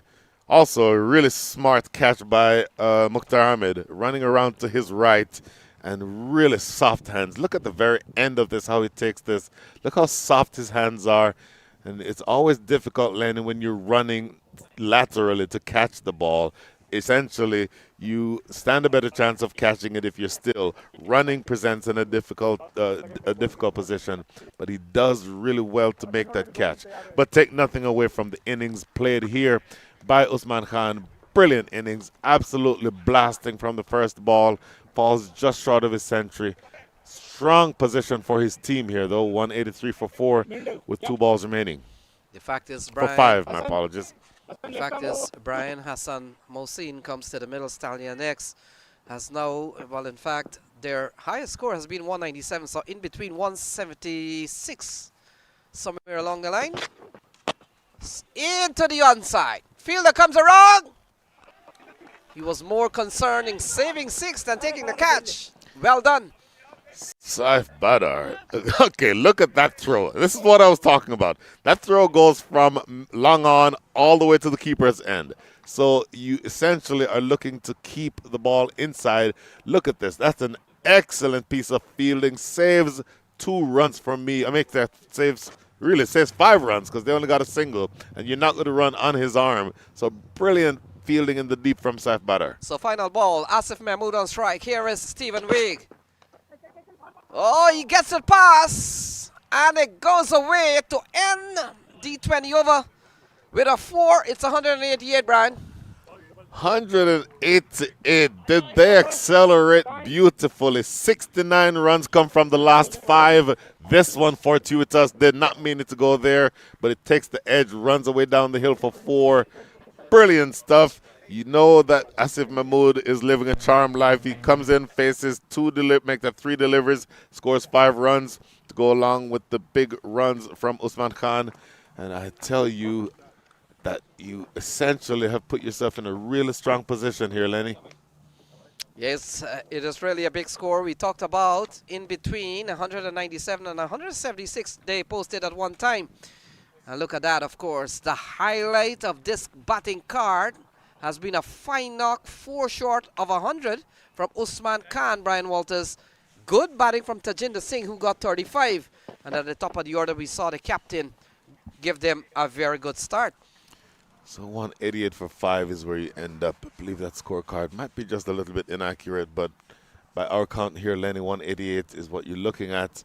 And what a partnership. The partnership for the 4th wicket, 87 runs on that partnership. Most of it dominated by the man with 96 against his name. Maybe unlucky to fall short of his century, but I don't think that matters much to the the management of the batting side. I think that we'll see the bowlers, Lenny, didn't quite have the day in the ball or with the ball that they would have liked to have had. Yeah, they've gone for quite a couple of wickets for Najaf Shah, 2 for 35, but he's gone for almost 9 and over. And look at Stephen Wigg, while he picked up 2 wickets, Brian, he got a 50, and this time on the bowling end of conceding 50 runs. And so, folks, there you have it, 188, 189. And so that's what's happening here. So we've seen a really fine knock from Usman Khan. You talked about that big partnership, Brian, between Tajinder Singh, and that partnership has really come at a good time, and it came off 41 balls. Really good partnership. 41 balls, 87 runs. That tells you that they were absolutely flying. And earlier I used the track term running through the tape. Scoring 69 runs in the last 5 overs, going around 14 and over, just short of 14 and over. The overall run rate for the innings is 9.4, so you know that they're flying along.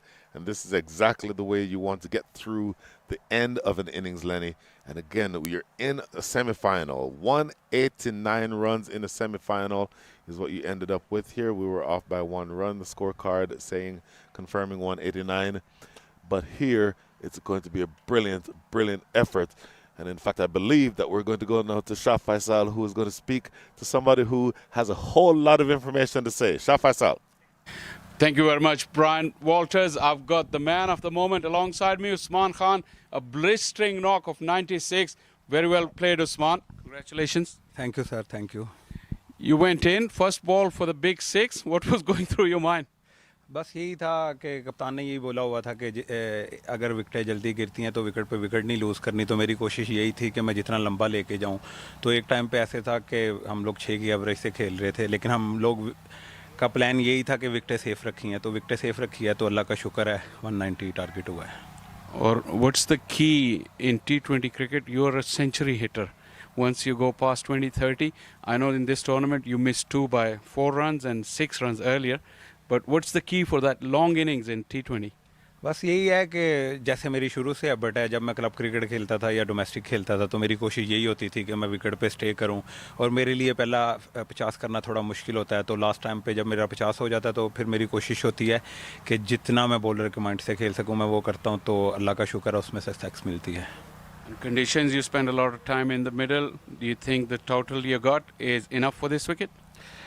थोड़ा 200 होना चाहिए था, 200 होना चाहिए था, थोड़ा सा 10 run कम है, तो इंशाल्लाह कोशिश करेंगे तो इनको चेज ना होने दें।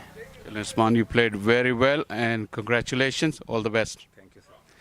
That's Usman Khan, and what he was saying that the key to playing long innings in T20 format is to just take it deep, and once you score 50, you have to reset and go for the other 50 as well.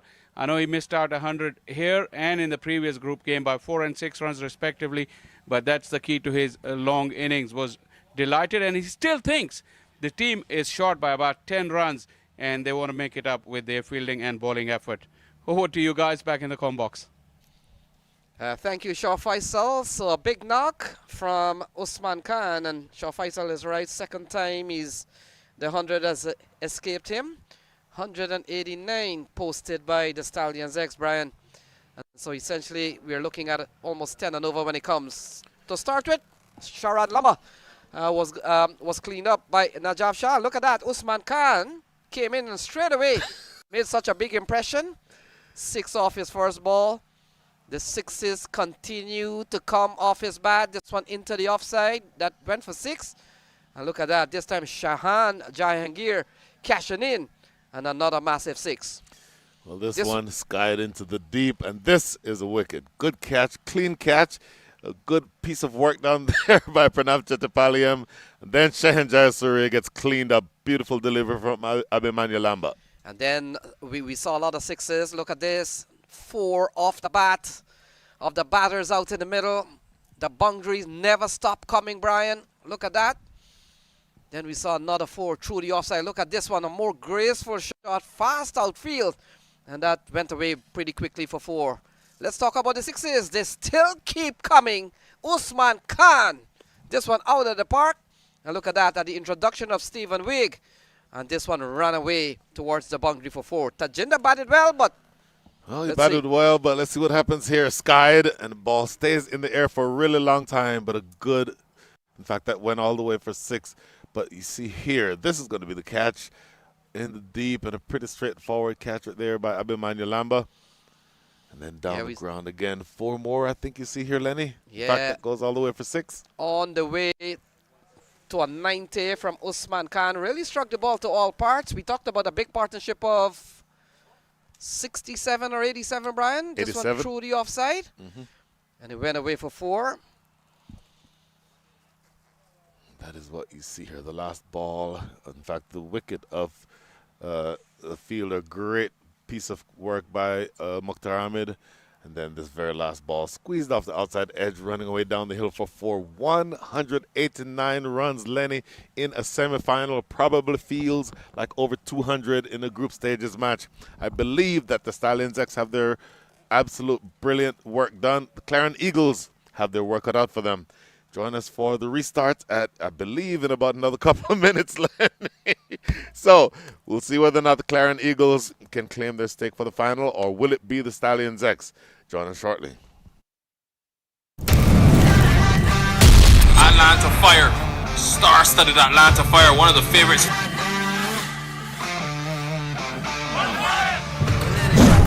Man, and deep, and that one is smack.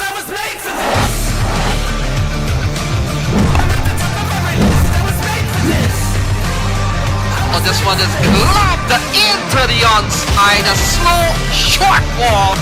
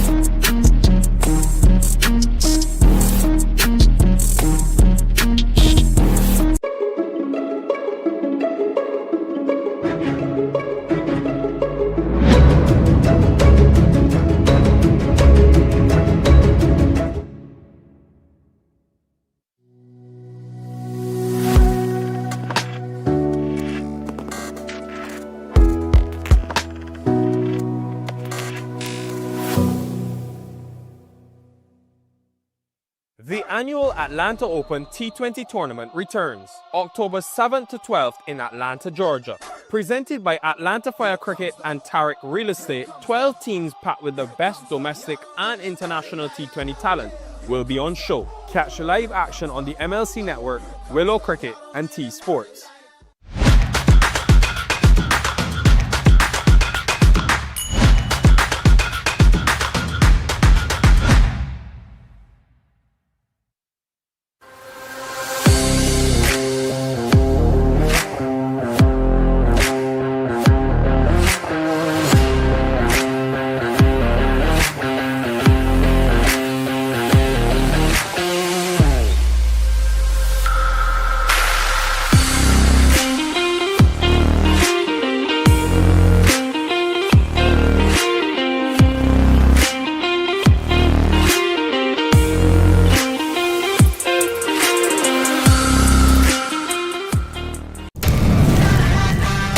Atlanta Fire, star-studded Atlanta Fire, one of the favorites.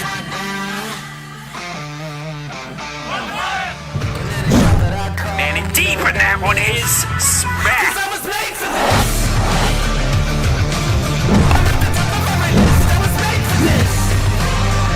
Oh, this one is globbed into the onside. A slow, short ball.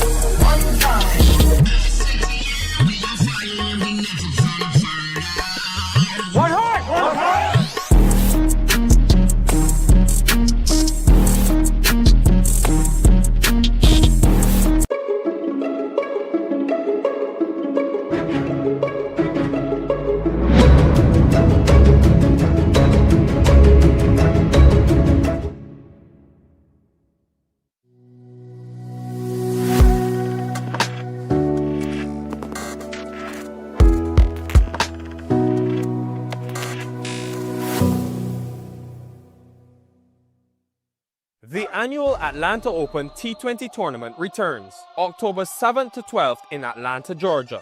Presented by Atlanta Fire Cricket and Tariq Real Estate, 12 teams packed with the best domestic and international T20 talent will be on show. Catch live action on the MLC Network, Willow Cricket and T Sports. Hello and welcome back to Paramveer Sports Complex. Beautiful sunny afternoon. Gorgeous Saturday and semi-final one. How beautifully it's been set up by this wonderful first innings by Stallions X. Fireworks from Usman Khan, 96. Shayan Jahangir also chipped in with 26, and Tejinder with that partnership with Usman, 35. And in the end, a formidable 191 was achieved. Just the 10 extras. We are all in readiness for the run chase as well. We look around the field. Both the openers for the Clarion Eagles, they made it to the middle. Also, Stallion X, they are in the field, and both the umpires. Umpire Ishan closer to you on the screen, and umpire Sandeep walking towards us, have taken their positions. And this is going to be exciting. Clarion Eagle boasts a very, very strong batting lineup, and with a semi-final and a berth in the final on the offing, I don't think they will be leaving anything behind. And that makes for exciting viewing. Quick little break for Brian Walters. He is settling in as well. He'll be joining me for the first 5 overs here of this innings and the run chase. Power play, crucially important. The man with the ball in hand, Ehsan Adil, doesn't need any introduction on this circuit. He is absolutely phenomenal with his skill set. But this will be challenging as we see Pranav Katapaliam and Mukhtar Ahmed, two inform and two very, very good batters to deal with for Ehsan Adil. Welcome back, Pran Walters. Oh, Shah Faisal, these are the days where you wake up and you're happy that you are, first of all, not about to bowl to two batters who know that they have to go get the runs. And then secondly, knowing that there's such an absolutely brilliant match underway. Ehsan Adil with his first ball. It's very interesting to see the mid-innings interview where Usman Khan played fantastic, knocked 96, and still reckons they were 10-11 short. That surprised me to hear. If they are 10-11 runs short, what are we in for here? As you have the tall, imposing figure of Ehsan Adil. Boy, he's a really difficult bowler to get off the square sometimes. You saw that first over that he bowled in the first match yesterday. Good pace and carry on this wicket. But you know, the batters know that there's no tomorrow. You have to go for the runs. And you can't just wait to see off any bowler who you might have trouble with. So they have to go after him here. Inside edge, oh, lucky. And cannot go over the boundary. Not quite. Katapaliam got lucky on that occasion. Ehsan does get extra bounce, and Katapaliam was looking to cater for that. In the end, got his hand too high and got the bottom edge. Well, you take the luck anytime you can get them. Pranav Chetapaliam and Mukhtar Ahmed both 1 and 2, or I should say 2 and 1 respectively, for the series or for the tournament. Pranav Chetapaliam 104 runs, high score of 54. Mukhtar Ahmed high score of 72. So you have the two at the top of the lineup to make inroads into this chase. Flashing blade. Beautifully put away with an offer. And he absolutely climbed into that. Intentionally, Shah Faisal getting under this one. Look how low he gets when he plays the shot there. Just sinking down, elevating it over backward point for the first four. I think the first ball of the innings, or the second ball of the innings that went behind him. Nothing convincing about that. This shot, everything convincing about it. Absolutely, those flex of the knees to get under. He's a tall boy, and he needed to do that to get under, and he did it. Great timing. So that is a good start. Come back and finish what we heard from Usman and make sense of that. No ball. No, no, no. You want to not make this kind of errors in this big game. Someone as experienced as Ehsan Adil. And now it's a free hit. Experience. This replay will show us here. Shah Faisal, he always comes very, very close to overstepping. On his perfect delivery, there's about an inch that is behind the line. Great camera work there that shows that when that foot plants, he's about, I'd say, an inch and a half over. And he is very precise with his measurements. You'll see him measure his run up before the game starts. It's about 33 yards to be specific. Look where he's starting from, outside of the inner circle, but this is a free hit. Shot and put away. Into the pitch delivery. And Chetapaliam saw it early. And no protection in the deep in the power play. That was a costly error from Ehsan Adil. He went short, of course, with the no ball and subsequent free hit, the same batter being on strike. You are not allowed to change the field. It's interesting that after that 4, immediately Ehsan Adil sends the fielder Ghulam Badassar back onto the ropes at deep third. So he wants a more defensive field. Interestingly, that fielder was inside the circle in the first place, but a much more defensive look to this field right now.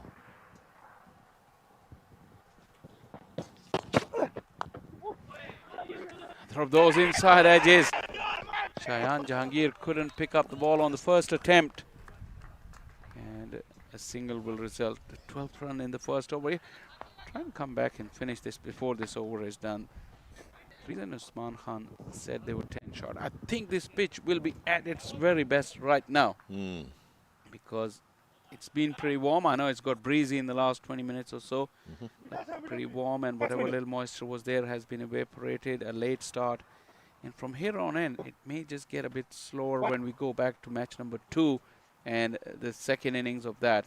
So probably this is the best time to bat on this Paramveer pitch. And that can certainly be an advantage. That is what Akarshit Gomal thought when he won the toss and he put the opposition in.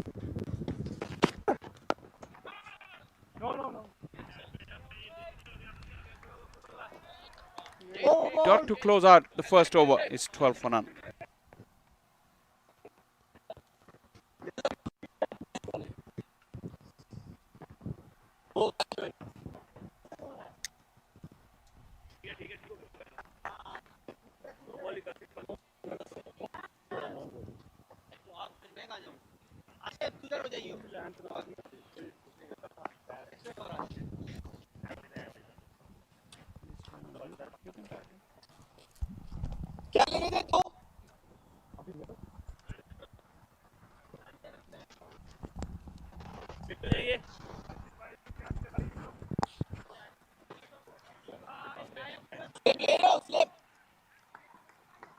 Lot of the people in the crowd over there, I saw, which is an opportunity for us to remind our viewers that if you can get to the Paramveer Sports Complex here in Rydal, Georgia, it is absolutely free to attend. See high-level cricket. High level, as you will see from the bowler now coming from the north, Kashif Bhatti.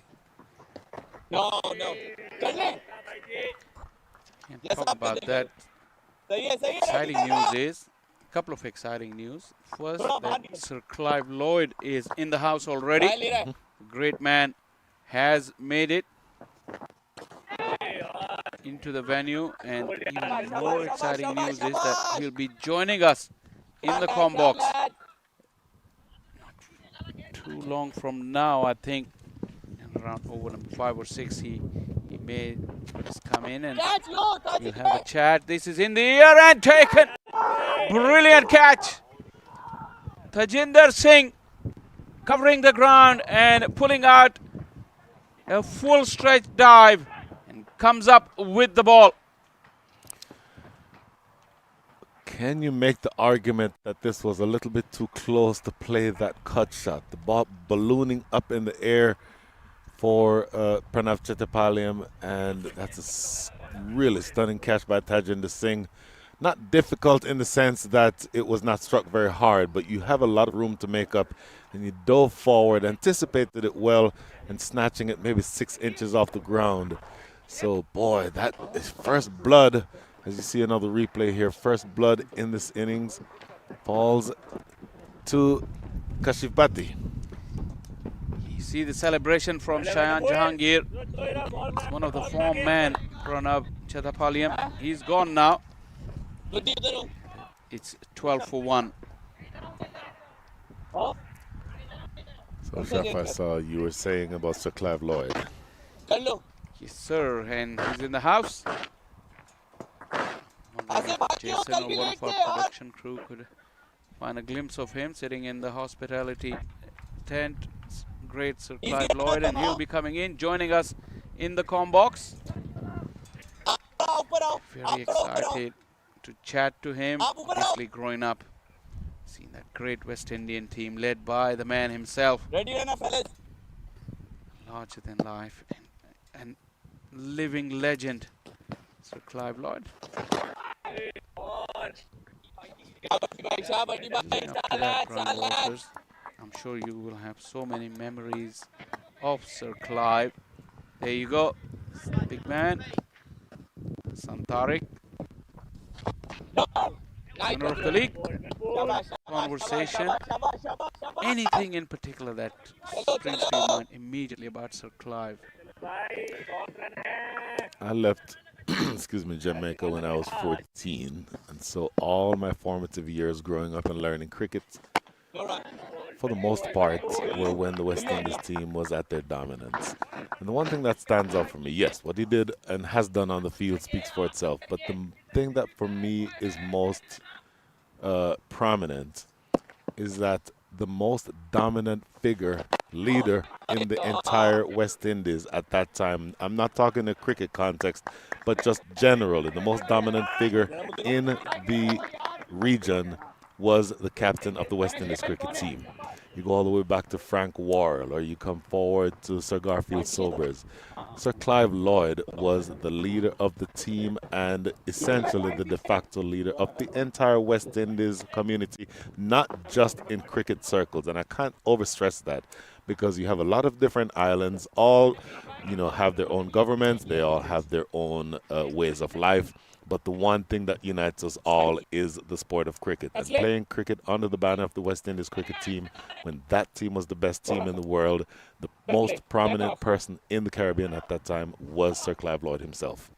That is absolutely amazing, and such was his greatness on the field of cricket that his impact, like you're telling us, it just spread way beyond cricket for the entire region, comprising of so many of those islands who enjoy their own entities, their own independence, but one man was considered as a leader, not just in sport, but just overall in life, larger than life character.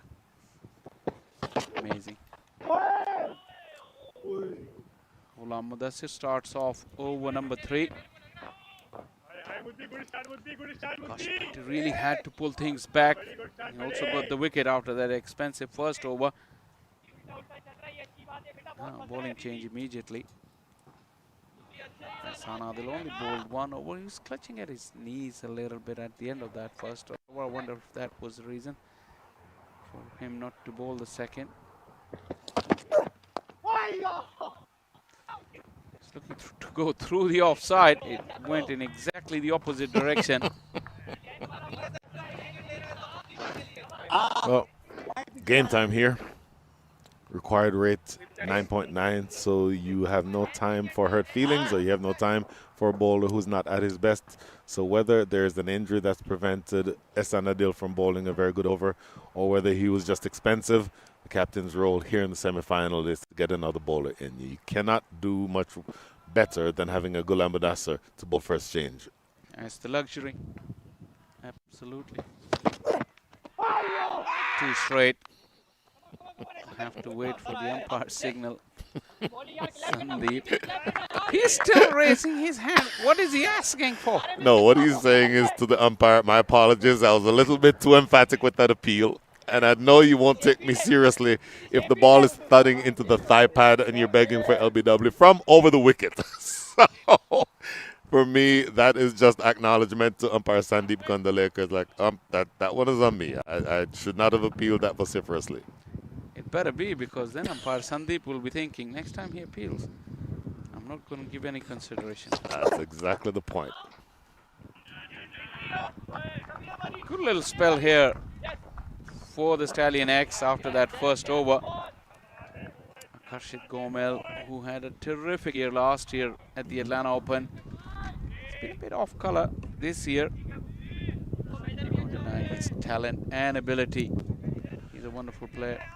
Well, to that point, 5 matches, 37 runs, but 34 of them, I should say 23 of them came in 1 innings. That's his high score. So the remaining 4 innings, he had 11 runs. So that certainly tells you that he's not had the best of tournaments with the bat, but, Shah Faisal, the old statement, form is temporary, class is permanent.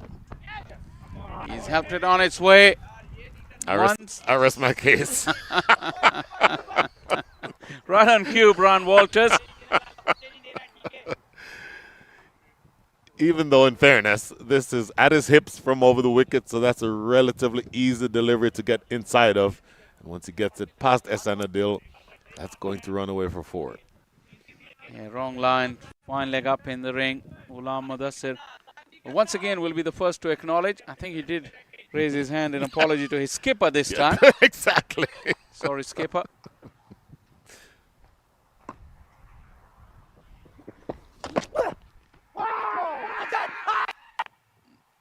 A bit closer, but still pitching way outside the leg stump. Couldn't find his radar, but The damage, only 5 runs through the over. 3 done, 20 for 1.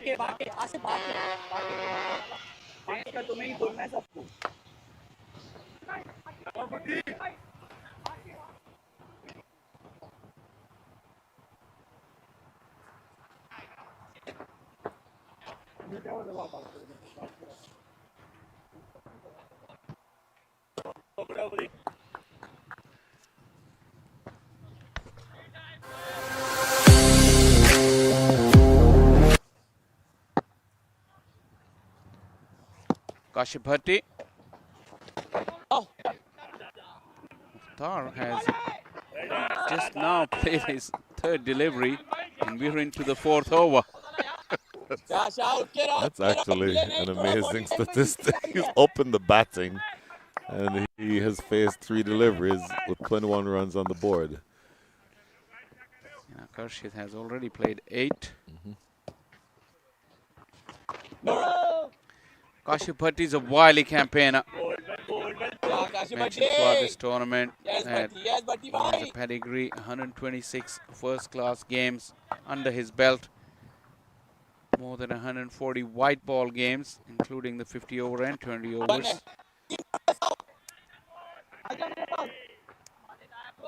The difficult overs inside the power play, and how well has he done it? It's again big players, they do raise themselves for the big games. He's had a pretty steady tournament throughout. Steady tournament indeed. 5.53 runs and over. If everybody else on this team bowls at that economy rate, they win this easily. And so you're looking to restrict the big hitting Mukhtar Ahmed. And that's a beautiful delivery there going across him. That's why you have that slip fielding position. Double teapot, as he knows he got a good one there. Yeah, not only restricting, but came so very close to sending him back. Kashif Bhatti couldn't believe how did it miss the stumps. Mukhtar off strike. A nervy few overs after that first one from the Eagles. His 4 are completed, 23 for 1.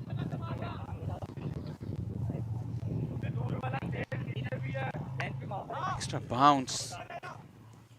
Probably went over the off stump. That's why Kashif Bhatti just was about to wheel away in celebration and it beat Mukhtar. But then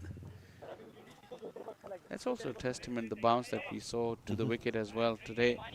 Last couple of days actually, Paramveer Sports Complex, really good wickets. See exciting T20 cricket. Well, the last point that you made bears repeating. First over went for 12 runs. The next 3 have gone for 11. So that required rate is continuing to climb. I love the fact that Ghulam Mudassir did not appeal there for the same reason I said earlier. Number 1, this is bouncing over the top. Number 2, from that angle, it's pitching outside the line of leg stump.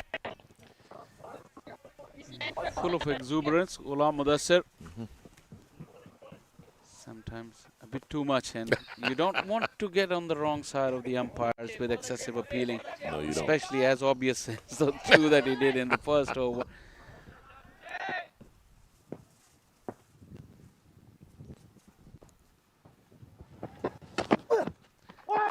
That kept low. Mukhtar went over the top of it.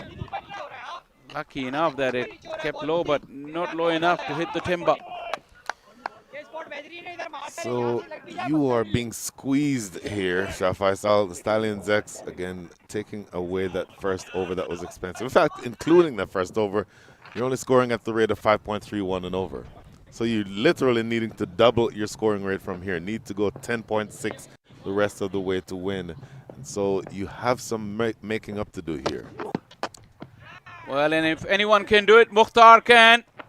This will bounce away, but not over the fence. Usman Khalid, the left arm spinner, picks up the ball.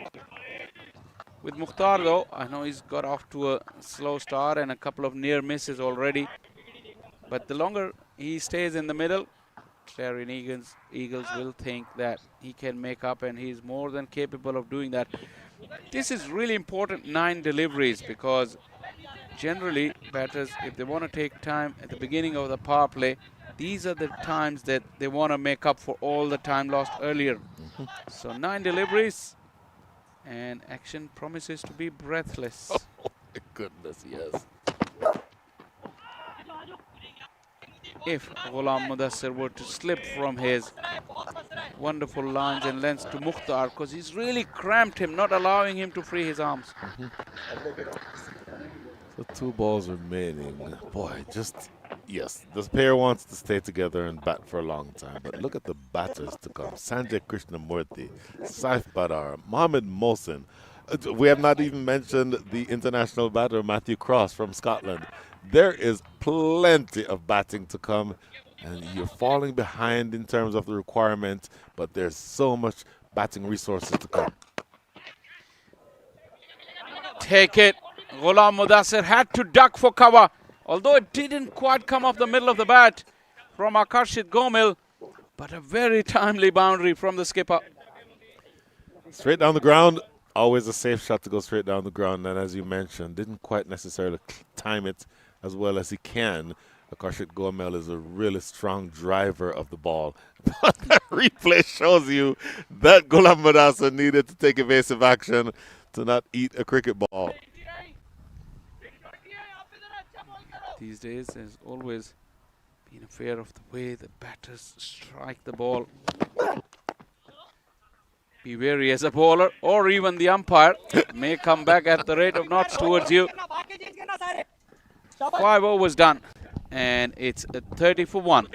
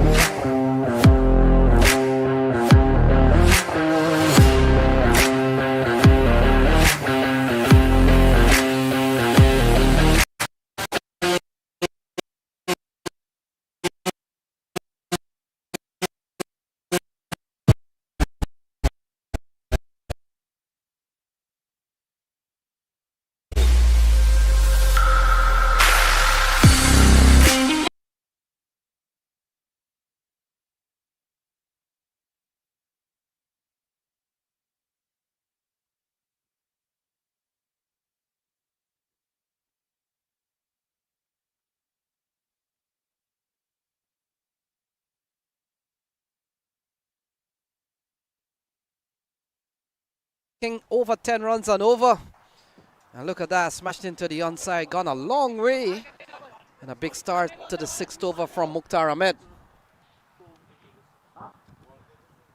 Yeah, they needed it. Boundary came off the 5th delivery of the last over. Really pinned down from over number 2 to 5. And this is better now for Mukhtar. Slight hold up in play. Stallions X substitute ran on to the middle. The breeze has picked up and Mukhtar is hitting into the wind from that direction. Kashif Bhatti. His shots to catch it. It bounces and Ahsan Adil spins around it. Make sure it doesn't cross the fence. But the intent is very clear from Mukhtar. Yeah, a couple of balls in this over. And he realizes that they need 10 runs and over. And that could only be achieved, Shah Faisal, with at least 1 boundary in every over. Beautifully swept away all along the carpet. Beautiful roll of the wrist. And the runs continue to flow off the bat of Mukhtar. Yeah, we talked about the 10 run per over equation. And look at this one, swept into the leg side. And we have seen 12 in 3 balls here, Shah Faisal. A very good start to over number 6. Just holds back and pushes it. That is the kind of impact that Mukhtar can have on an innings. A slow start, but 12 coming off 3 deliveries in this over from Kashif. Kashif slows it down and bowls it wider outside of the off stump, asking Mukhtar to find different areas. Fact is, he's really been the workload of the Stallions X, Shaw Faisal.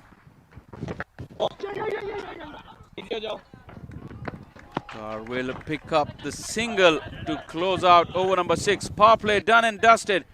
43 for 1 after 6.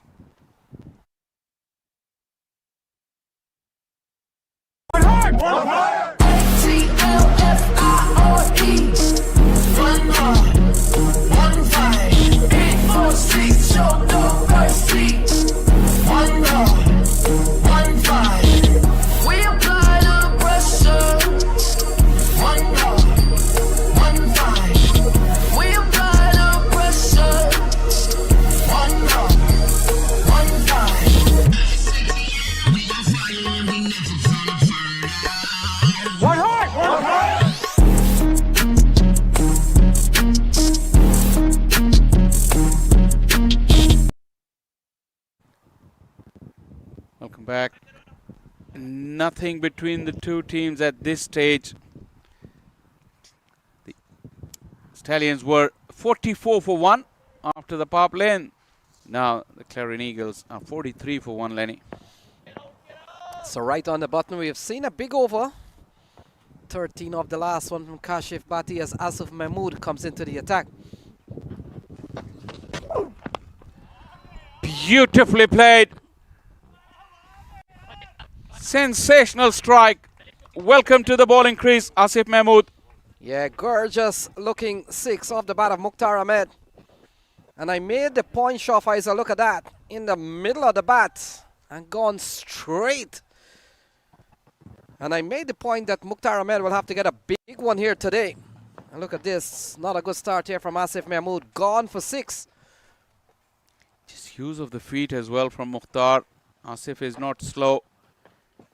Just came down and towards the middle and leg stump. Just gave himself that little bit of room. Although the ball was quite wide, but then Mukhtar was still able to reach to it. Once again advancing down the pitch. This time Asif saw him coming. Quiet word around his ears as well. A long follow through from the tall fast bowler. Letting the batter know. Yes, Shaw Faisal, always a competitive spirit exhibited out in the middle. And you look at Asif Mahmood. He has a top wicket taker in the tournament so far. He's up to 14. Usman Khan is right beneath him on 13. And they both play in these games. Shot picked up. Not far enough. Well, not the catch, but the boundary was saved. Usman Khalid. And umpire might want to have another look.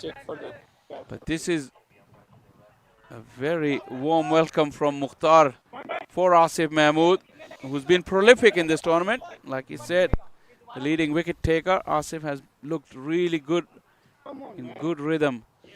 And Shaw Faisal, second review we saw Saif Badar. Because of his action, may have saved 5 runs here on that occasion. We'll take a look.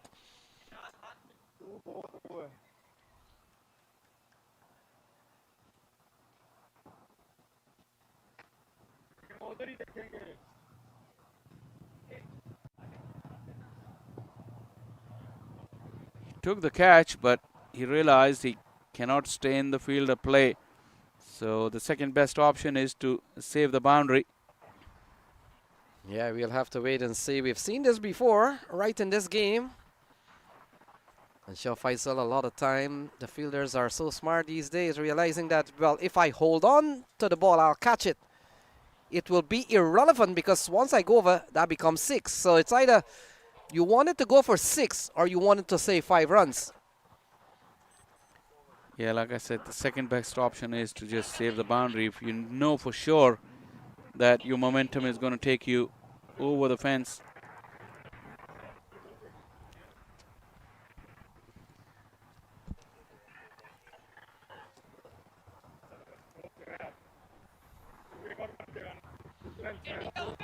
The decision has been made, and just a single to the total as 51 now reads the score, which means Actually, they did cross over for 2. So 2 runs added to the total. And 50 has been brought up. But the contest resumes between Asif and Mukhtar. Mukhtar fell away from the shot. He got stuck in the pitch a little bit. Or was it an intentional slow delivery into the pitch from Asif?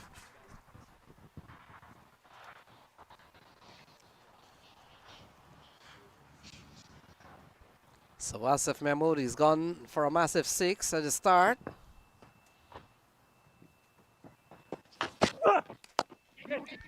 Shouts of catch it and gone. Ehsan Adil takes the catch. And sweet revenge for Asif Mahmood. No dance moves yet from the big fast bowler. But he's giving a send-off to Mukhtar. And that is a big wicket.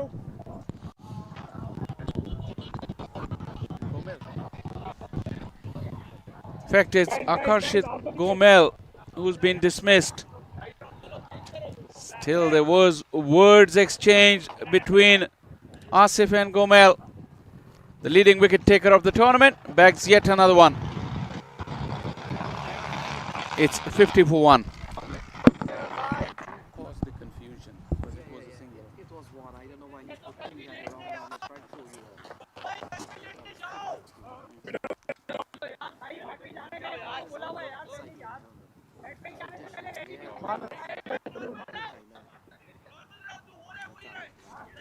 That's good.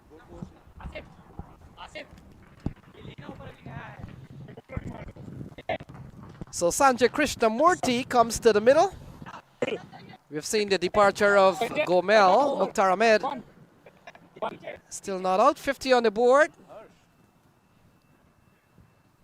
And we've seen an over in which Asif Mahmood has picked up another wicket. And now he has gone up to 15 wickets in the series. We talked about just leading Usman Khan with a couple of wickets. And a good start here to close over number 7. 7 gone. It's 52 for 2. Krishnamurthy comes to the middle.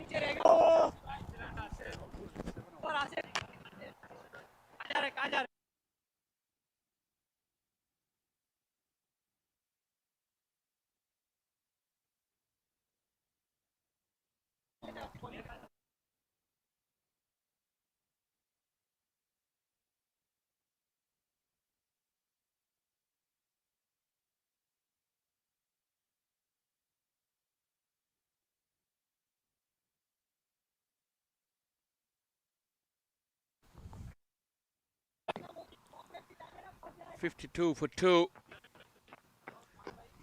Asif made immediate impact with the ball as he's done so often in this tournament. A quiet knock for Akarshit Gomel, the skipper of Clarion Eagles.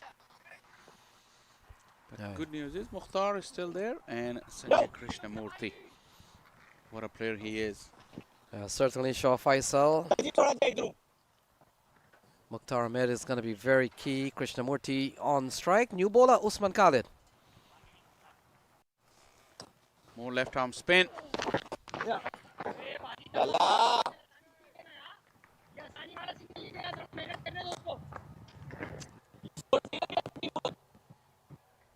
I really have great admiration for Sanjay Krishnamurthy. Last 12 to 18 months, he's really played brilliantly, and we've seen glimpses of that in this tournament. His overall contribution, whether it be with the bat, ball, or field, wholehearted cricketer. So could be leg by here.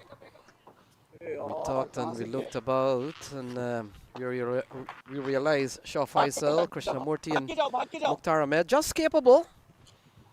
But they're asking over 10 runs and over, stretching close to 11 runs, and that is because we've seen a big score put up here by the Stallions. Still some ways to go. 2 left arm spinner, Kashif Bhatti, and now Usman Khalid. Shot and put away. You cannot get away with bowling like this to Sanjay Krishnamurthy. It's too short, too easy, and a maximum. It's a lovely shot. Good execution from Sanjay Krishnamurti. And that's what you got to do, Shaw Faisal. If you want to play on the back foot and you're looking for 10 runs and over, you've got to get the right foot across. The right foot has to cover the off stump. And you pounce on the ball and you hit them in that direction. A lovely strike from Sanjay Krishnamurti. Not as short as the last delivery. Extra zip. And grip there from the pitch. Sanjay Krishnamurti has still gotten off to a good start now. 9 of just 5. Mukhtar has been on a roll. This is a crucial partnership. Yeah, we talked about Mukhtar already. A couple of big scores in this tournament. Shaw Faisal got a 49. We saw him getting a 72, but they'll need one of those. They'll need a 50 definitely from one of these batters out in the middle. We've seen the fall of Chattapaliam and we've seen the fall of Gomel pretty cheaply.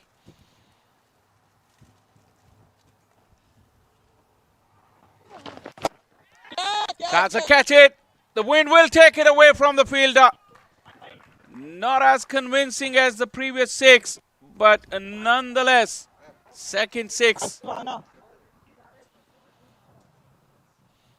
Yeah, a couple of sixes off the bat of Sanjay Krishnamurti. We talked about how quick they'll need to score.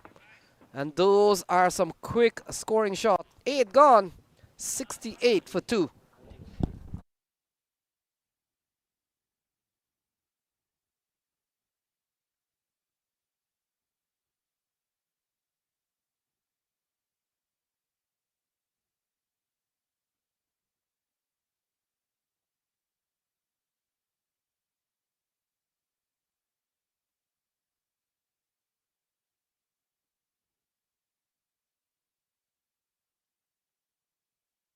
Eight overs done. That required run rate that was hovering around 10 after 4 overs is still hasn't gone up any further. As Mukhtar knocks it into the gap for another run. That is also the key feature of Mukhtar.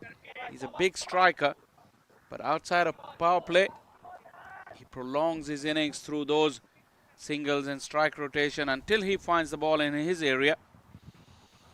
He would be aided by Krishnamurti's brilliant start. Yeah, a couple of sixes from Krishnamurti. Still asking 10, and I get a feeling Shaw Faisal is going to be around 9-10 for a long time. Shows those big shoulders, big tall fast bowler Asif Mahmood. Krishnamurti was looking to help it on its way. There is a fielder at third. A low percentage shot. If he'd get a decent bat on it, Krishnamurti. Yeah, we talked about Asif Mahmood, top of the heap so far. He's picked up 1, so he's gone up to 15. He's now 2 ahead of Usman Khan, who plays later on. Dead ball. He'll have to do it again.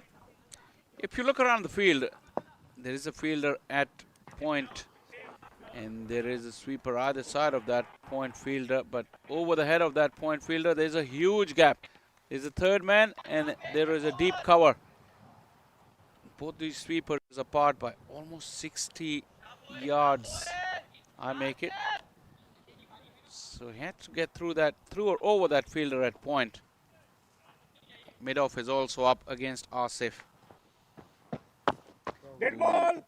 I don't know if it's the run-up or he's just feeling something in his ankle. Yeah, I think he's called for the sub and handed the ball over to the umpire.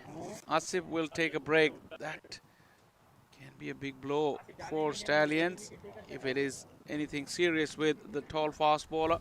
Shaw Faisal, we talked about he's been at the top of the heap in terms of wickets taken, and so this is going to be a little bit of concern here for the Stallions X.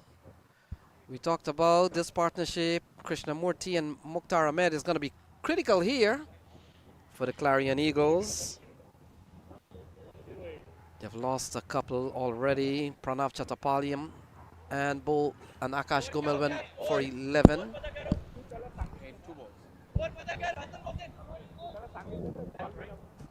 So play held up here, and folks, just want to let you know Atlanta Fire will play next. They'll take on the Kingsmen.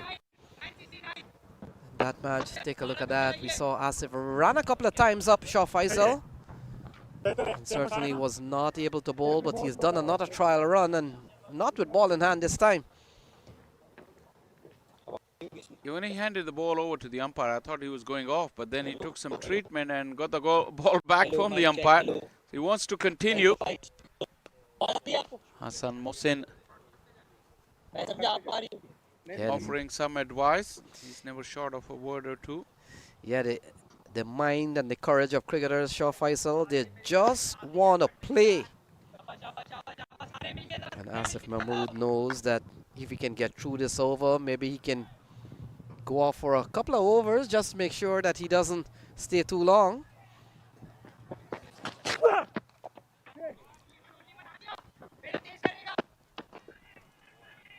Just a single there for Krishnamurthy. Asif got through these deliveries, moving a bit gingerly still.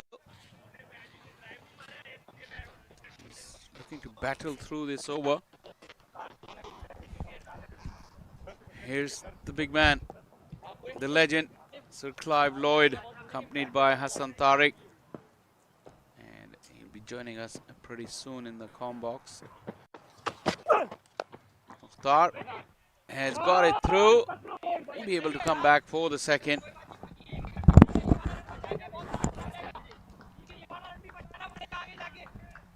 The game evenly poised here, going into the back end of over number 9 with 2 balls to go. 71 for 2, Clarion Eagles are setting a platform with wickets in hand. They're still very much in the game, chasing down 190. Oh, how good is that? Picked up the length very quickly and absolutely smashed it in front of square on the onside. That is a shot of the highest order from Sanjay Krishnamurthy.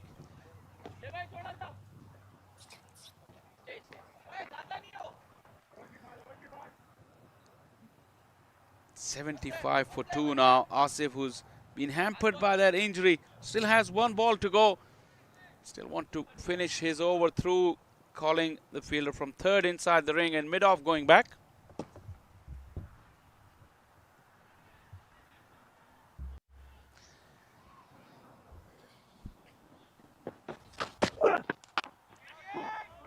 Room on offer, but straight to the sweeper. Got lucky there. Asif Mahmood finishes the over with a single. 9 done. It's 76 for 2. Asif is going out. Jersey number Asif going out. Jersey number 6. And it's my extreme joy and pleasure and privilege to introduce to you guys that we have the great man Sir Clive Lloyd in the comm box with us. We truly very grateful and honored for his company, and even more so for his time to come over and talk to us. A very warm welcome, Sir Clive. A very good afternoon. Cheers, good afternoon. Yes, it's great to be here. It's a very wonderful facility. You know, I can't remember ground with so much potential.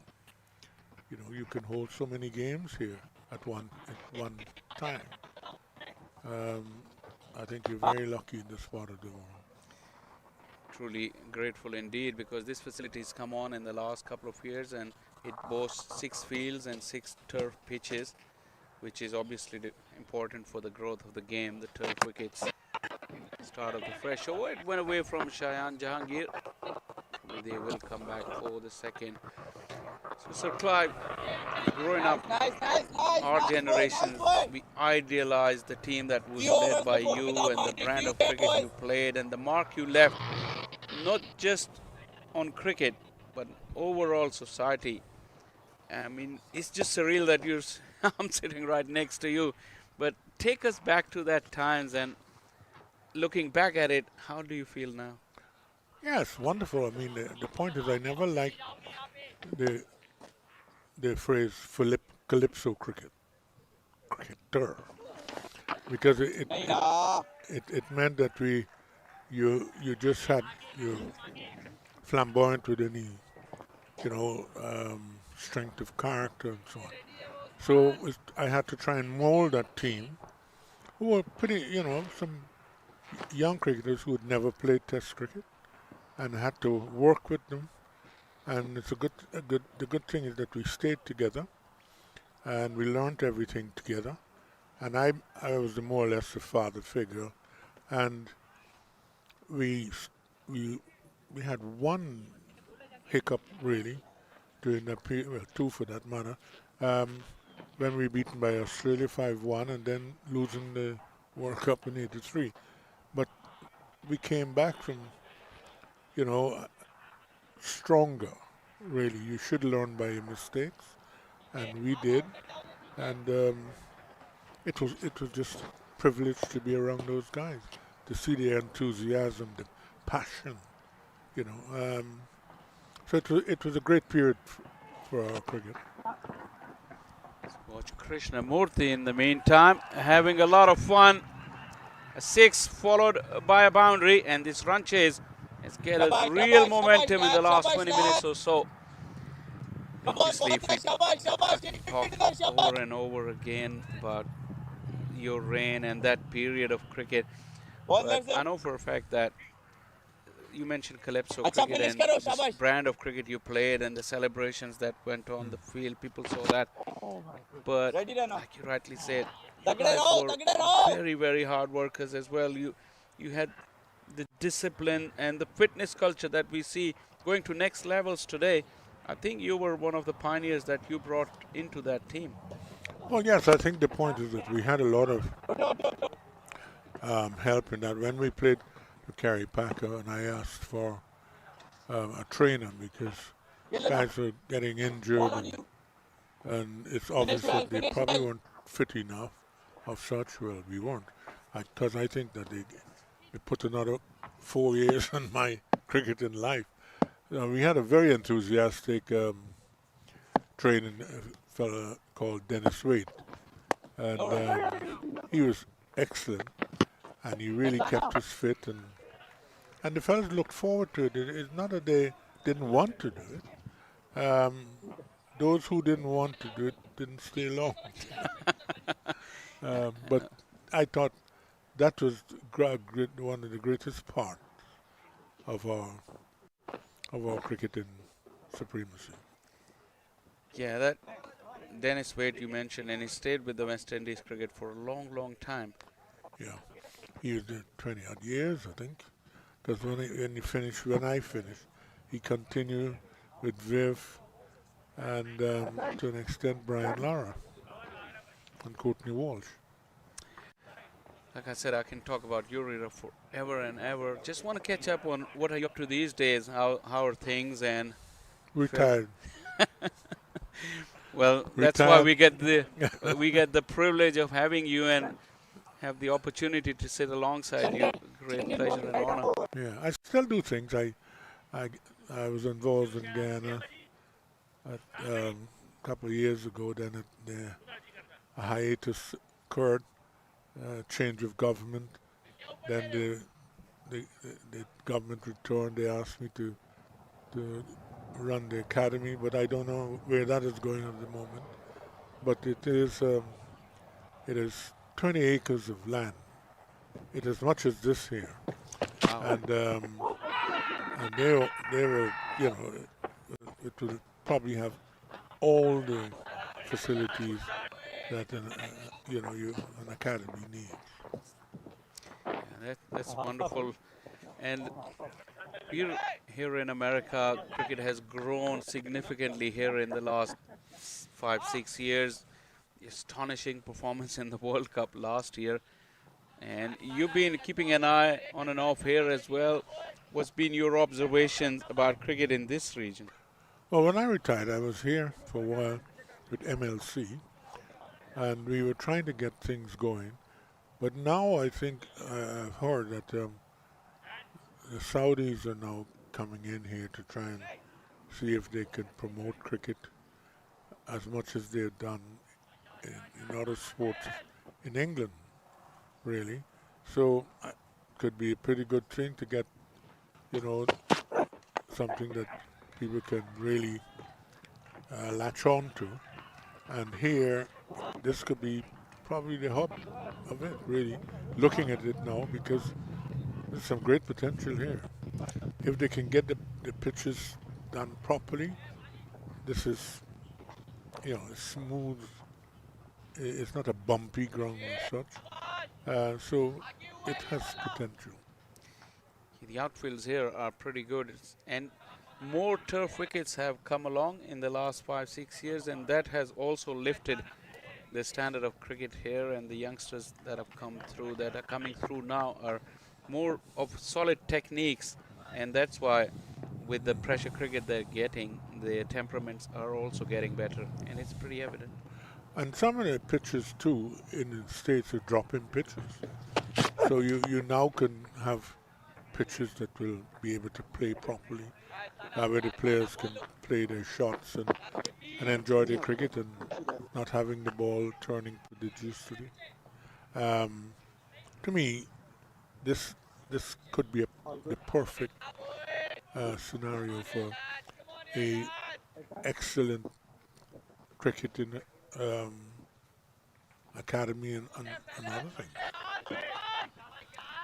Just filling in on the scores now. 95 for 2 into over number 11 in the company of Sir Great Clive Lloyd. It's pushed into the gap and a dot ball. And how have you been in England? You've seen how cricket is structured over there. You've been around the world. How difficult it is for an associate country to promote and uplift the game, especially a country like United States, where its sporting calendar is absolutely full with very little room for a new sport. Well, don't forget, I think you have great potential here for touring teams, for academies. You have traveling. If you have to travel extensively, you have the best facilities, some of the best airports. You have quite a lot of top-class companies, aircraft companies here. You have the facilities that you can have here, just marvelous. Food, you have no problems with that. You can get any food you want here. There, you know, and places to see. So if you come on Disney was offering us a marvelous playing surface. Because what they were saying that you can come to Disney and watch some cricket, one-day stuff, and you had, you know, a couple of teams would have been invited at the time, and to me it was an excellent situation, but never materialized. Yeah, things, projects like these, I mean, they need a lot of support and a lot of consistency of planning and stuff. So that concludes over number 11. It's 96 for 2. And Sir Clive, we really appreciate you coming over, talking to us. Pleasure. It's a great honor to have you around. And Atlanta Open, I believe this is your first time here. Yes. And I have family here. Any message for the organizers, Hassan Tariq, who's the soul of this idea behind this Atlanta Open, and he works so hard, and he gives us the opportunity like this to meet legends. Any message for them? Well, I'm glad I came because I didn't think we had such potential here. This could be the future for the USA cricket. Well, that thought alone just fills our heart with excitement and hope. And once again, thanking you for your time.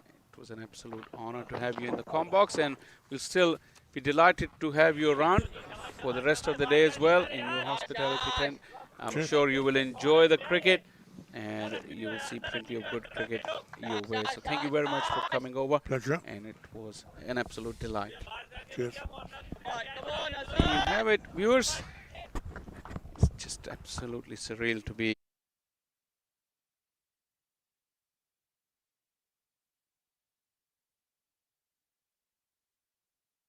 And he stays around and watches further action, and we also will hope that we'll catch up with him again and have his thought on this tournament in more detail. 97 for 2. The game is very much on here.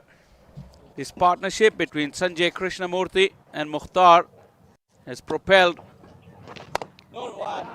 Hassan Mohsin with a bag of tricks has been given the ball to make an impact.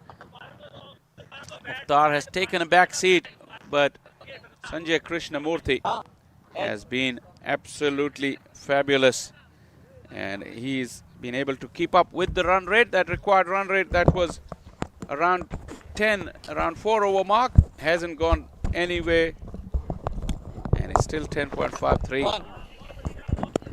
Another single. Brian Walters has joined me in the comm box for his lunch and little break. Good afternoon, Brian. Shah Faisal, if someone were to essentially wake you up right now and you realize that you're actually lying in bed at 7 o'clock in the morning on a Saturday, you would have said to your significant other, I have just had the best dream. Let me tell you about the dream that I just had. I was a dream that I was just on the air with one of the living legends in the world of cricket. It hasn't really sunk in yet, to be honest. I don't know what I asked him. I don't know what he told me, because I was in awe of his company. So viewers, I do apologize if I mess it up, but it was surreal. Legends like Clive Lloyd, Sir Clive Lloyd. Wow. Let me just get off here after this over and recollect. Sir Clive Lloyd it is. I will tell you that it is an honor to have the great man right here in Atlanta with us. And again, for those of you who can make it here tomorrow, he will be the chief guest of honor at the finals day. Today he's playing himself in today. Playing himself in. He'll be going for his shots tomorrow, I believe. I thought I bowled him gentle throwdowns today. In the meantime, it is Hassan Mohsin. This is going to be catchable. And it is taken. That is a spectacular catch. What is the phrase, Shah Faisal? Catches win matches. That is young Arya Kananta with the catch. That is the end of Mukhtar Ahmed. That's a big moment in the game. Hassan Mohsin was brought on to make the impact. Slightly wider of that off stump, asking Mukhtar to drag it across. And found the thick inside half of the bat. Probably the lack of pace from Mohsin has done him. And what a catch from Kananta. The young man makes an important contribution. Oh, how important is this? Arya Kananta, who usually is behind the stumps with the gloves, but equally adept in the field, as you can see here. The ball was dying as it got to him, but he absolutely did brilliantly to come along and take that catch. Arya Kananta making a name for himself, the young man who lives in Houston. And he essentially makes all of Houston proud with that catch. It is the kind of catch that, under many circumstances, can contribute heavily toward winning a match. As I said earlier, the phrase catches win matches is not just a phrase, it's an actuality. And I think that you've seen evidence here that if you hold on to the catches when they present themselves, then boy, you have the chance of putting your team in the position of being able to win. Now, end of Mukhtar Ahmed had a good effort with the bat, 28, make that 36 from 28 balls, 2 4s and 2 6s. And now it is going to be Saif Badar. You saw him in the field earlier, talked about his throwing ability, but here he has a completely different assignment. That goes past the outside edge. They're going to steal what I believe is going to be a bye. Let's watch umpire Ehsan Moulay here. In fact, no signal from umpire Ihsan Moulay. So was that an edge, Lenny Achaibar? It appears. We wait for signals, and signals do tell us what happens in the middle. So Saif Badar, even before he got going, Brian Walters have given him a chance. Boy, that could be a really big miss there. In fairness, it was a thick edge, a thick enough edge that the ball deflected. You can see the replay on that side tip of the glove of the keeper. And so, an eventful over, an over in which one wicket falls, and my goodness, that is the end of over number 12. The score is 103 for 3.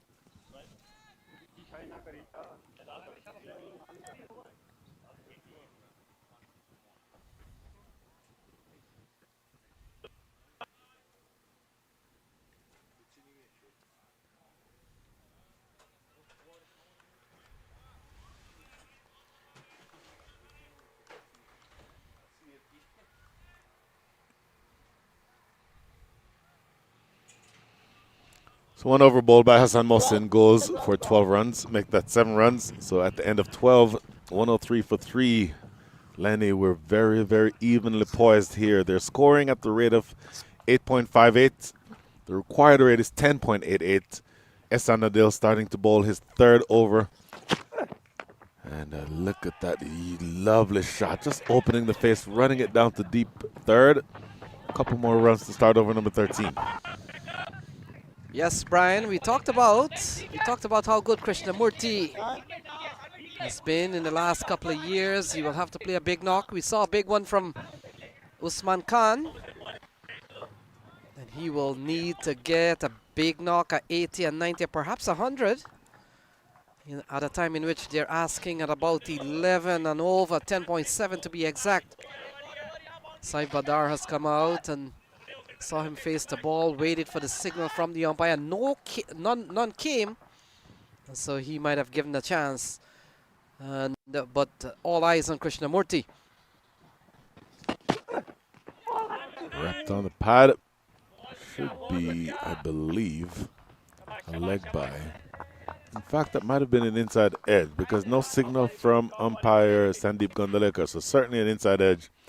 And you probably knew that that was the case because Ehsan Adil started to go up for the appeal and then withdrew the appeal. So he himself realized that there was an edge in that ball.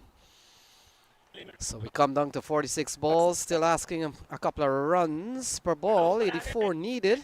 And so Brian, straight away, you know the pressure is on. Clarion Eagles, the winner here, will go into the all-important final tomorrow.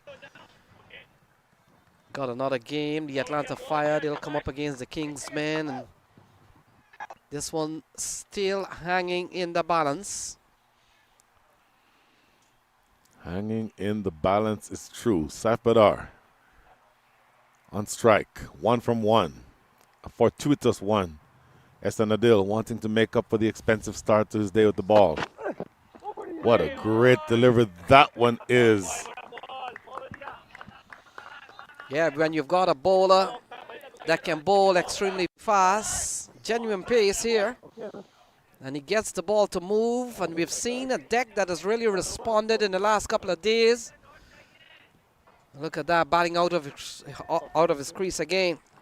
And we go back to what Shaw Faisal had said at the toss, how good the deck will play. We've seen a lot of dry weather in the last 3 or 4 days since this tournament started. Actually, there's only one day we had a few drizzle in the morning. Other than that, it's been dry conditions here in Rydal.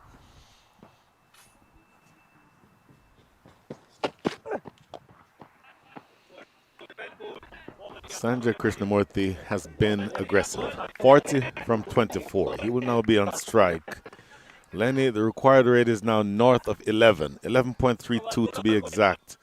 You don't want it to get to 12 and beyond. You have firepower. Sanjay Krishnamurti, brilliant batter. His partner Saif Badar just getting started, 2 from 3. You also have Mohammed Mohsin, who has never met a boundary he didn't try to cross. And then all these names we've said, we've not yet said Harmeet Singh, nor have we said Matthew Cross. So a tremendous amount of batting firepower. You don't want to have to go at 12 and over, but they have the power to be able to get to it. It's a ball into the offside, and Brian, they'll have to contend with some couple of good left arm spin. We've seen Usman Khalid, we've seen Kashif Bhatti. They've really been good in the series. We saw earlier on Asif Mahmood might have been hampered slightly by I think it's the left foot that he got a little bit of treatment of. But other than that, this is what we're looking for in the next 43 balls. Oh, how luscious is this? And this is only one of two, Lenny. We are essentially in some version of cricket heaven. Clive Lloyd is about 10 yards to our left right now, so that should tell you what this is like. Last ball of the over, slashed away, but there's coverage out there. Arikanante himself, that's just going to be one run that completes over number 13. A brilliant one here from Ehsan Adil, just 5 runs coming from it. At the end of over number 5, make that over number 13. The score is 108-3.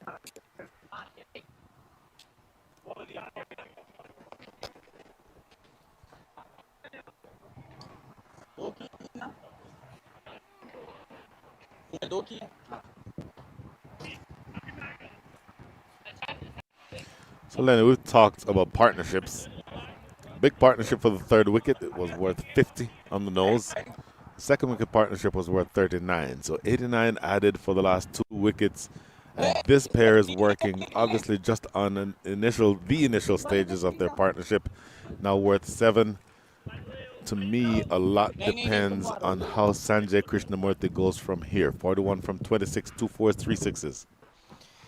Yes, Brian, they're asking 2 runs per ball, so it's going to be tough. I talked about the spin option still available for Stallions X, so this is not going to be an easy chase.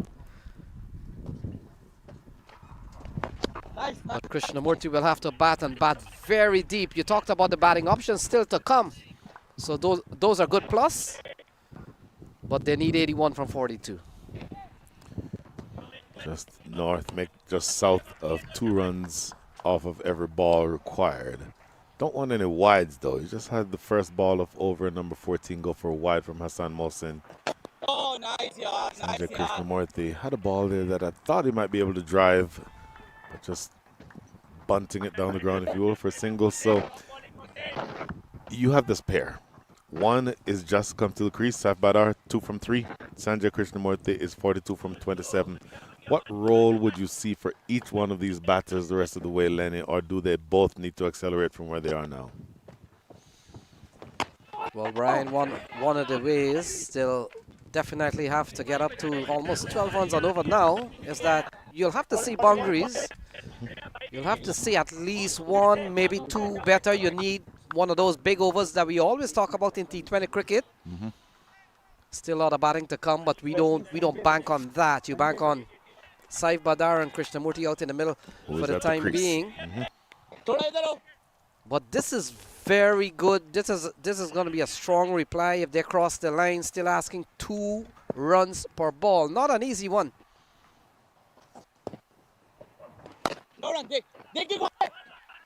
Oh, that is close. That is clearness, in fact, given. I will tell you what, that is a big dismissal. Lenny, to the naked eye, it looks as though the bat was in the air when that direct hit happened at the non-striker's end. There's going to be trouble here for the Clarion Eagles. Take a look. Krishnamurthy backing up a little too much, looking to probably pinch a single. And look at that, he's nowhere in the frame. And so Krishnamurthy is gone. It's 110 for 4. So, Lenny, we are about, I'd estimate, 85 or so yards away from that. It actually looked close live. Looking at it on the replay, he was not even in the same frame. So that is a brilliant piece of fielding by Mohamed Hassan Mohsin.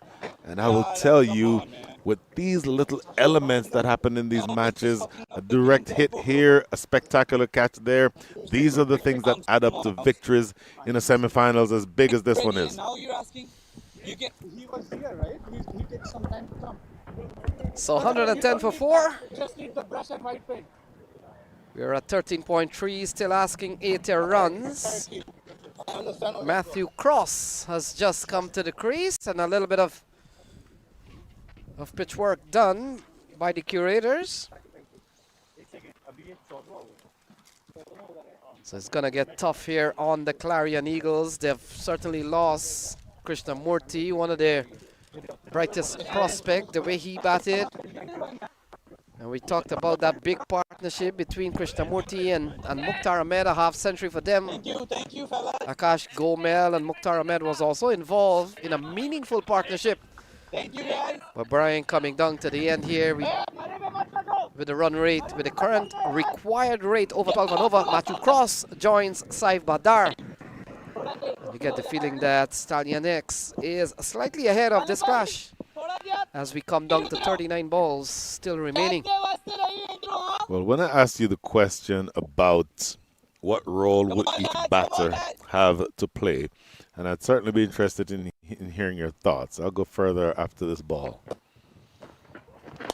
The reason I'd asked you that question is that in my mind I'm thinking Sanjay Krishnamurti, more aggressive, he can be the one to essentially go in fifth gear, go out, all out, and then Saif Badar can bat, essentially run a ball, keep things together. All the other batters to come would bat around him. But you lose the aggressor, or the more aggressive ones of those two, and that puts you in a position now where both batters are relatively new to the crease. Saif Badar has only faced 6 balls. Matthew Cross about to face his first. And so the momentum that you'd be looking to build at this stage of the innings potentially can be lost. Yeah, we'll have to see how Matthew Cross goes. Not a big season for him. In fact, his highest has been a couple of times he's batted Brian Walters 2 and a duck. But they will have to come down to Saif Badar. Mohammad Mohsin still yet to come. Harmeet Singh, we know how quick they can score. But you look at the required rate, it's pushing up towards 13. This is not good for the Clarion Eagles at all. There's no question that one of these two has to go right now, if not both. The next batter in you would think would either be Mohammad Mohsin or Harmeet Singh. You have to think that they are a lot more aggressive. So essentially, if you don't start going now, you're essentially taking away high-scoring opportunities, or at least quick-scoring opportunities from your team. End of over number 14. The last 6 will be interesting. Lenia Chaibar. Yeah, I thought Mohammad Mohsin should have come next. I just mentioned the Matthew Cross. Not a lot of batting opportunities in this side. And a couple of times that he has batted, not really big impression. So we'll have to wait and see how the management has decided that, well, Cross should come first. But still, Mohsin, we saw him last year. Such an outstanding batter. He got a lot of runs. In fact, off of the top of my head, I was wondering to think that, was he the MVP of the series or very close to something like that? But he was such an outstanding player last year. And we know he can bat. That's exactly right. I was referred to a match that I covered in Dallas about 3 years ago now, where he scored 32 runs off of 1 over, off of some poor unsuspecting bowler. He can hit the ball a mile. Ghulam Budasa back into the attack. You might see Mohammad Mohsin earlier than we thought, because that is the end of Saif Badar. Top of middle, not back. 113 for 5. Yeah, they're all match winners on the Stallions X's team.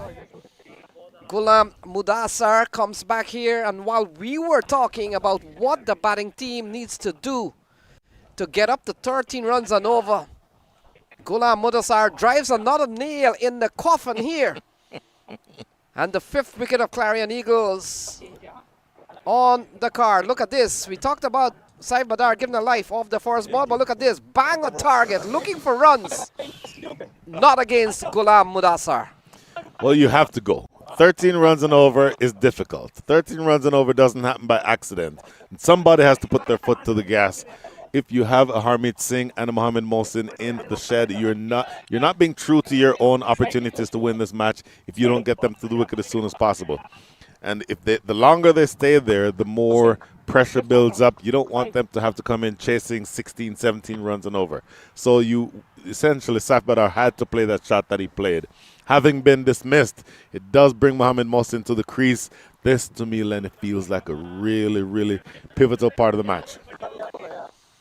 So Ghulam Mudassar against Mohammad Mohsin, left arm quick versus left-handed power hitter.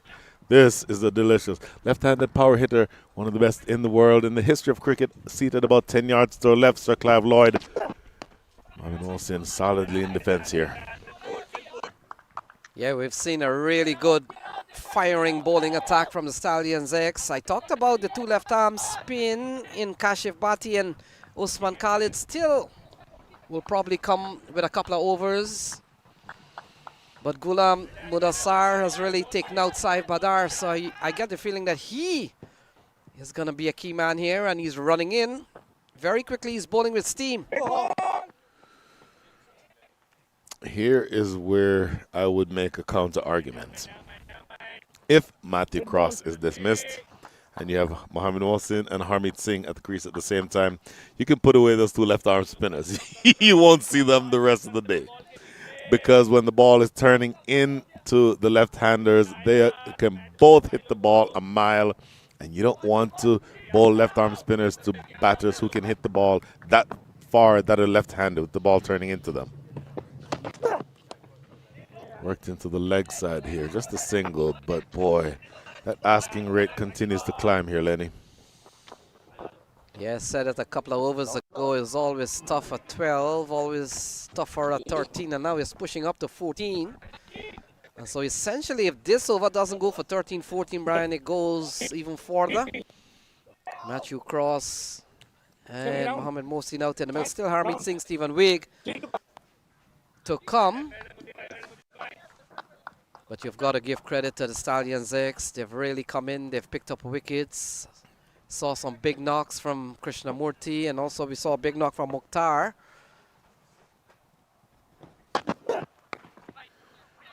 Matthew Cross turned behind the stumps earlier. Looks very compact, looks very skilled behind the wicket. Right now his work needs to be done in front of the wicket. Lenny, 14 and a half, make that 14 and a quarter runs and over. It's do or die time. It is time for you to throw caution to the wind. Even if you end up throwing away your wicket, you're not just going to push the ball into the gaps and make 15 runs and over. Yeah, Mudassar has really bowled well. 2.4, 1 for 12. And that tells you his workload during the course of this series, Brian. He's been one of the bowlers that have really come in and give them very good spell, along with Isan Adil and the two left-arm spinner. Look at this over underway. 15, or this is the 15th over, 1 wicket, and essentially just 1 run having been scored from this over so far. But under the circumstances where the opposition needs to go after you, what a brilliant over this is by Ghulam Mudassar. This might be 2 here. Arya Kananta is after it. Easy 2. In fact, it will be, I can jog that second run. That is an absolutely top-class over from Ghulam Mudassar. 3 runs coming from it and the big wickets that you saw earlier in the over. So that is the end of 15, 11645.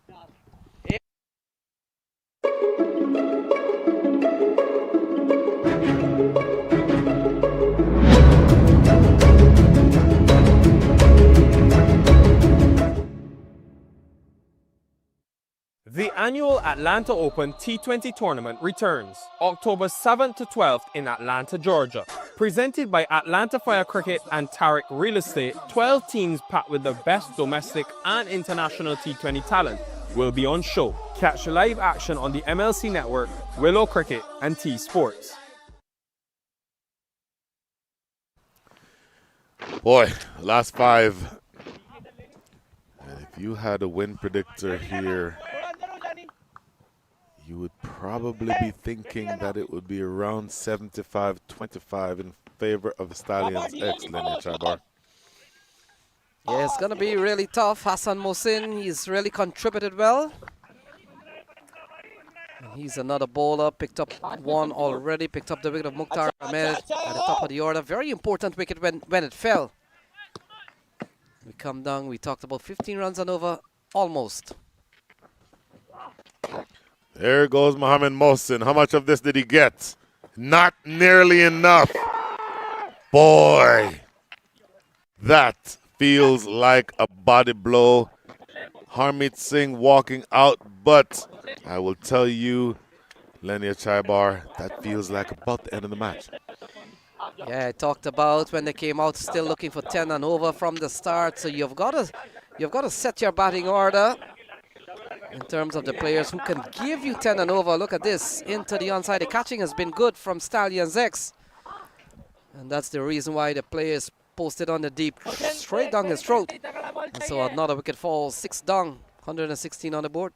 Tajinder Singh it is, I believe, who took that catch. Here's what's important about that, Lenny. They're playing again on the westernmost ground, and that hit is toward the east. So that is a long hit. That's about a 72, 73-yard hit.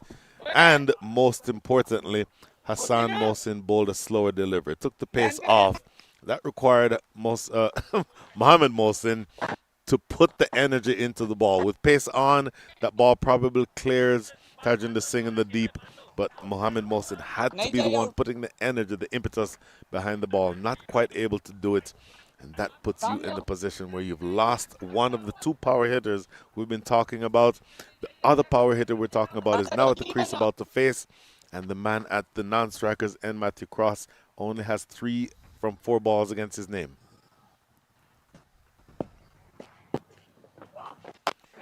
Skied. Is this going to be taken? It feels like if the match is finished when the fat lady sings, she's starting to warm up. Yeah, a couple of wickets here for Hassan Mohsin. And we talked about so much about hat-tricks. One still pending, but this one also pending. And you can't fault Harmeet Singh at a time in which they're looking for 14 plus and over. And that's the kind of shot he comes on. A tumbling catch by the fielder, and the 7 wicket goes down.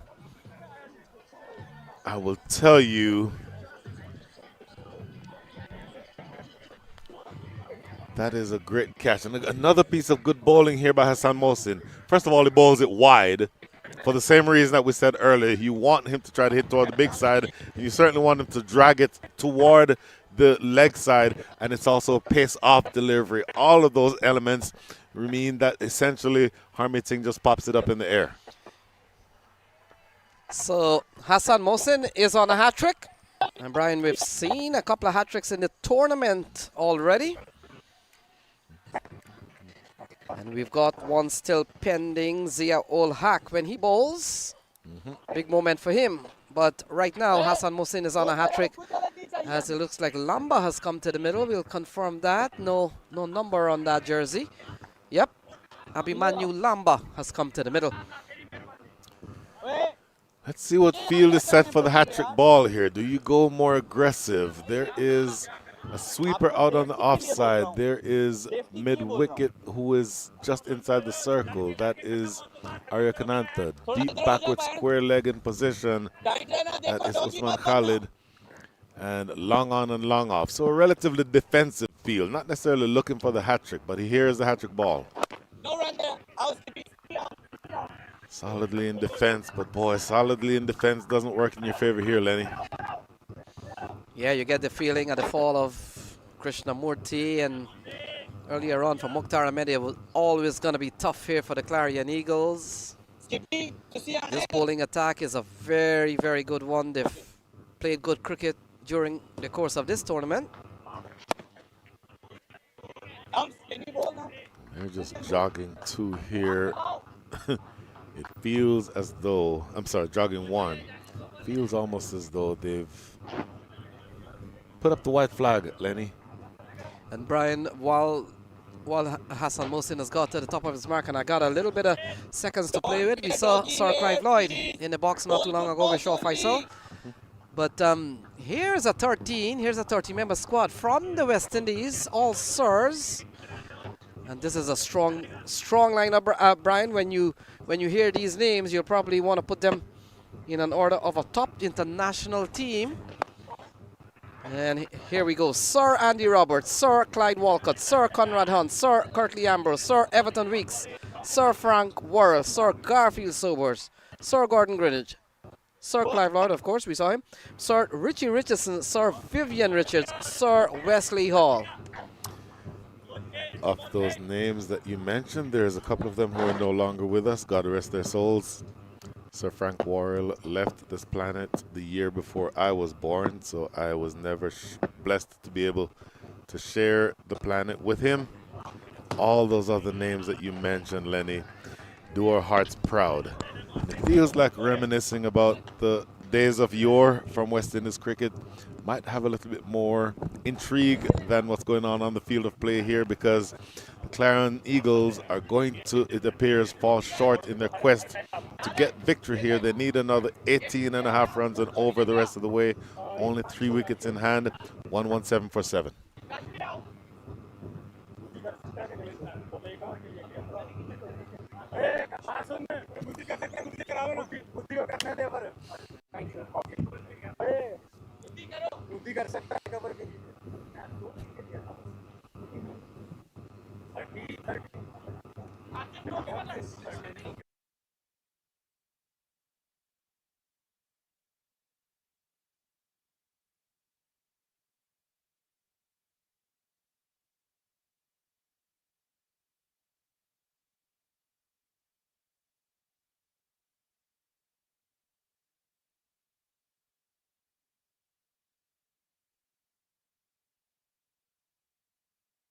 All of 73 runs to get.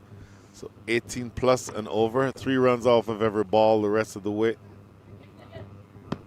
I can't hear anything at all. Did you turn it all the way off?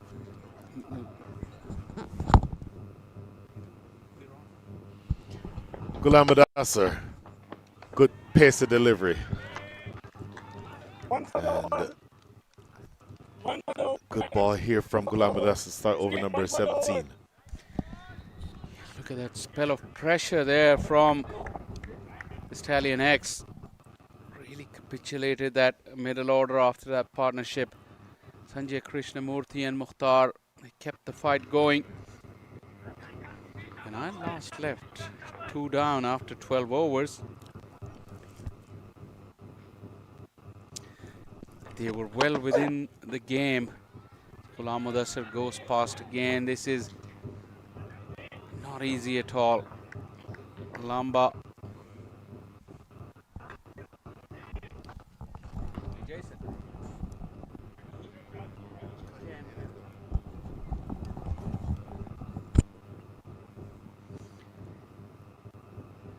1 for 14 in the middle of the innings. Ghulam Mudassar has pulled a wonderful spell. Hassan Mohsin of all people, the medium pace, but full of tricks. 3 wickets for him. Nicely flicked away. Bounces away for a boundary. Abhimanyu Lamba gets one to the fence. That is after quite a long time, that boundary. Time is running out. I think it's a bit late. Case of too little too late. Too little too late. Certainly the phrase that comes to mind, Shah Faisal. You don't want to go down the leg side, and you make him pay for it here, but my goodness, it becomes something that ultimately might make you fall short. Ghulam Mudassar, oh, look at that slower delivery. How beautifully was that bowled. Took the pace all the way off. Abhimanyu Lamba plays a week too early. Wicket number 8. Yeah, when you can bowl as quick as Ghulam Mudassar, that slow delivery becomes really deceptive. And look at that. He was through the shot way early before the ball arrived. Ghulam Mudassar strikes again. He tried to delay his shot, to his credit, Lamba, but still the deception was far superior than the attempt to hold the shot back for a little longer. And 8 wickets are done now for the Clarion Eagles as their run chase has really nosedived spectacularly. Yeah, it's just a matter of what the final margin of defeat is going to be for the Clarion Eagles. They will fall short. You're just down to the bowlers at this stage. What a brilliant effort with the ball here for Stallions X. This Clarion Eagles side is loaded. Look at them on paper. You know that they can bat long, they can bat deep, but a brilliant bowling effort here. And remember, they started off relatively expensively. The first over from Ehsan Adil cost 12 runs. But ever since then, really disciplined bowling. And now with 20 balls remaining in the innings, you're down to the last 2 wickets. Stephen Wigg, the man on strike. What a quick Yorker, just an outside edge, and it's going to go away for 4. Yeah, that was quick and angling. Stephen Wigg was late on it, though it's the second boundary of the over, but pretty much inconsequential in terms of the eventual result of the match. But ironic is that after 12 overs, they were well within the hunt. And remember, Clarion Eagles, they are the champions, the defending champions. So they'll take their final bar today. It looks like it. And even a day off, the luxury of having a day off after finishing top of the group, he came, looks like coming second best. Loops in the air, agonizingly close. And in fact, they do not even bother to take a single because it means that will be Matthew Cross to open, or at least to take strike at the start of over number 18. If there is a minute amount of chance the rest of the way, Matthew Cross will have to play a blinder. End of 17, 1-2-5 for 8.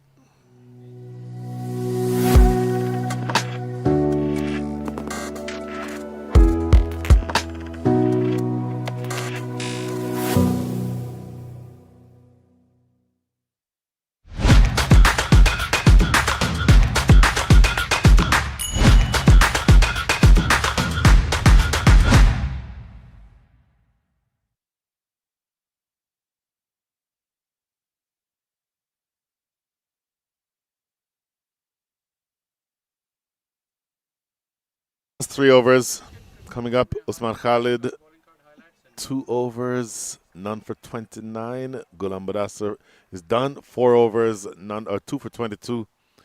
And I believe this is going to be Usman Khalid himself who is going to bowl over number 18. It's all over but the shouting, Shah Faisal.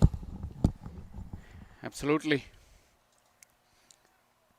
And for the most part, this was a very enjoyable game. Just the last exchanges in the last half an hour or so. Top edge, it will clear, short, fine leg.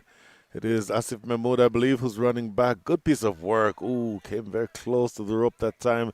I believe we're not going to bother pausing to look to see whether he touched the rope because it doesn't matter at this stage.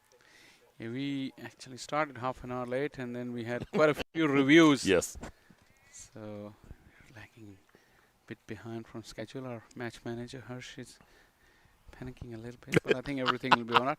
He'll really appreciate if those 2 wickets fall and save us the remaining 2.5 overs. Kashif Bhatti, Usman Khalid Rara came close. It went over the top of the stumps. Wow.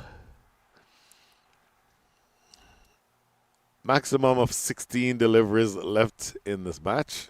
Quicker ball. Boy, if that line is just a little bit closer to the stumps, then we might be having a different conversation here. Matthew Cross can play. There's no doubt about it. Good fortune of seeing him in Cayman Island a few months ago. Should just be one, I believe. Hassan Mohsin.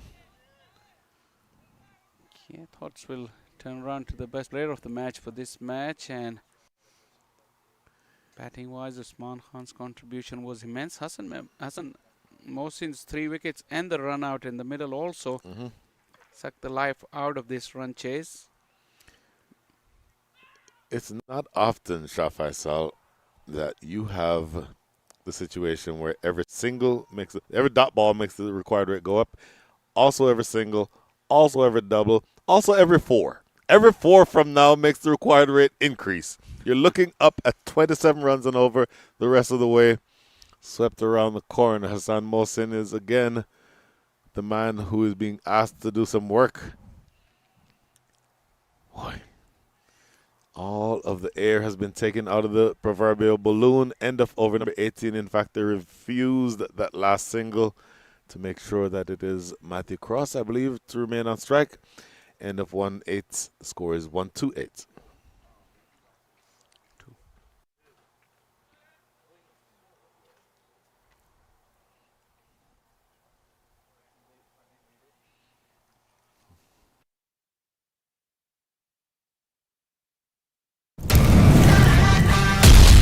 Atlanta Fire. Star-studded Atlanta Fire, one of the favorites.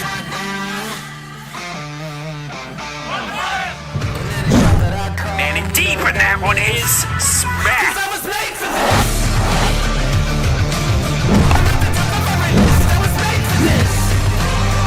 Oh, this one is lobbed into the onside. A slow, short ball.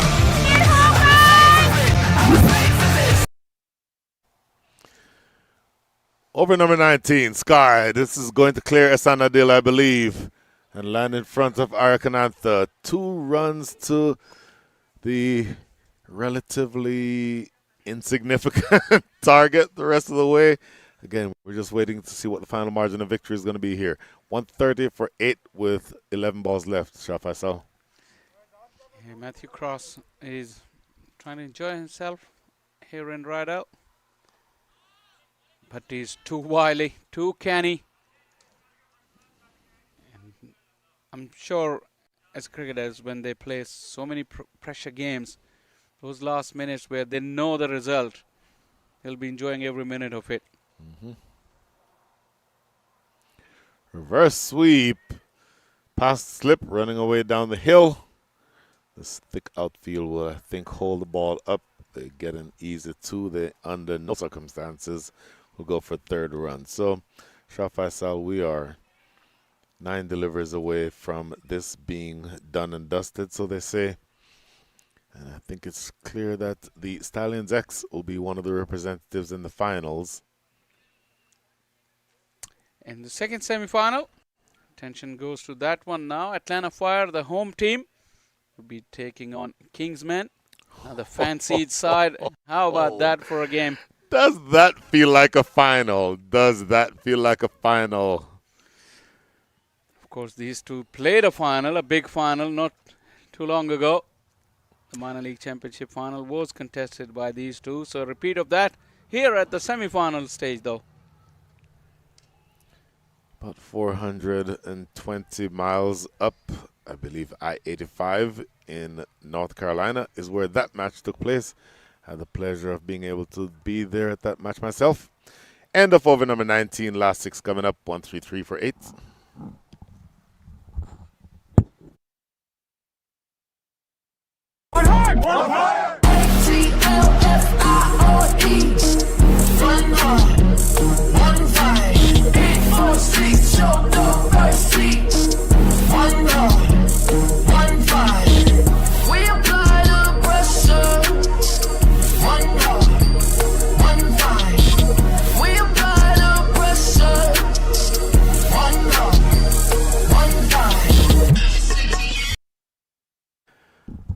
The last rites about to be performed here.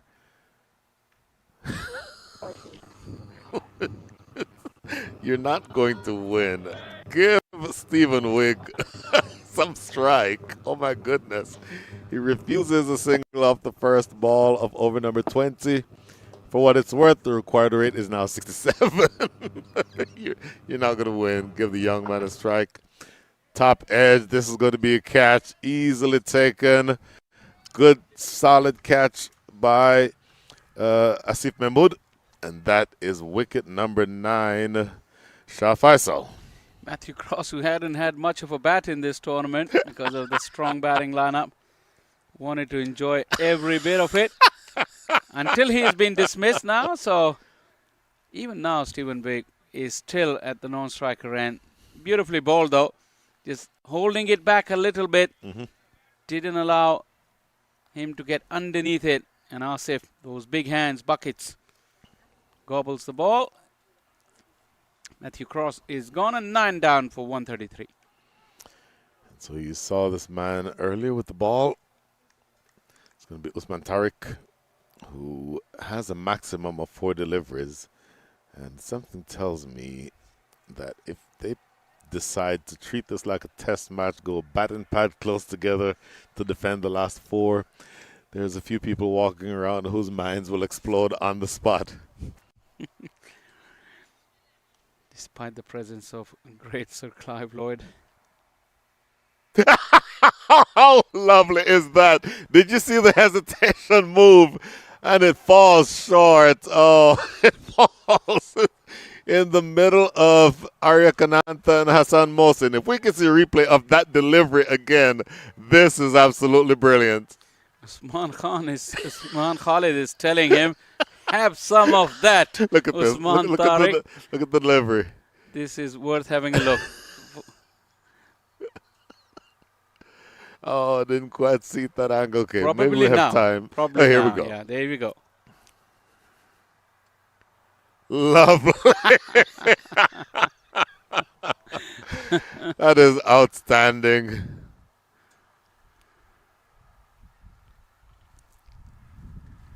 Reverse sweep, and why not? Have fun. It's going to go away for 4. You have nothing to lose.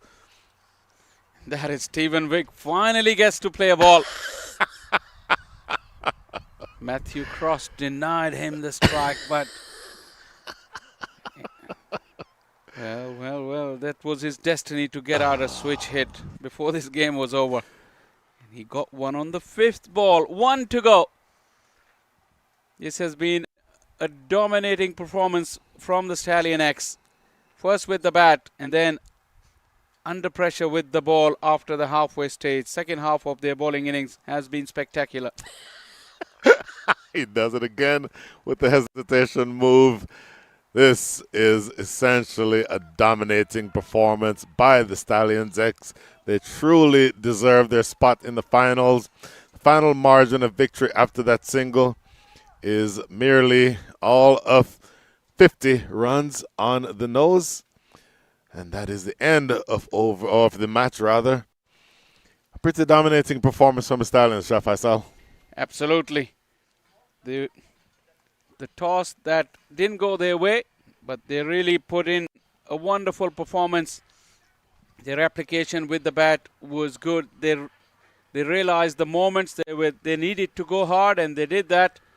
And Usman Khan's innings definitely was a catalyst, but there were other contributions as well. In a minute, we'll get to see the batting card. But for now, Clarion Eagles, former champions, have been knocked out. They played a wonderful part in this tournament. They provided us some great moments of entertainment and commiserations to them. But this moment truly is for this lot. Grant Bradburn leading out his troops, Usman Khan. Abdul, the owner of Clarion Eagles, alongside Yasser Bhai and all his players, very sportingly coming out and congratulating Stallion X on a wonderful performance. 2 very good teams, and that is how the run chase began. Chattapalliam, who's been in very good form, 9 of 11, he's been helping them get off to good starts. He wasn't on the button today. Mukhtar forged a partnership with Sanjay Krishnamurthy with 2 down at the halfway stage. They were well within the game, but look at what happened after Krishnamurthy and Mukhtar fell. Contributions didn't quite come. 4 from Saif Badar. Mohsin went cheaply. Harmeet went cheaply. And Matthew Cross, by the time he was playing his innings, the game was virtually over. Only 8 extras as well with the ball from the Stallions. So they were very disciplined. But Clarion Eagles with the bat, very disappointing. No question. For the bowlers, Ehsan Adil came back from a very expensive start. 12 in his first over to finish at an economy rate of 7.67. But look at the very bottom of that list. Hassan Mohsin, 3 overs, 3 for 13, taking the heart out of the chase for the Clarion Eagles. Good support bowling and a good couple of strikes from Ghulam Mudassar. 4 overs, 2 for 22. And overall, just a clean, absolutely clinical performance to propel the Stallions X into the finals. Yeah, that is the match summary. 189 for 5 played, 138 runs for Usman Khan. Tejinder Singh back in form. Shayan Jahangir has been playing pretty well throughout the tournament. Another contribution from the skipper, 26. Najaf Shah, the old horse, 2 for 35, once again putting in a creditable performance. Stephen Wigg was taken to the cleaners towards the back end of the innings. Still 2 wickets for him.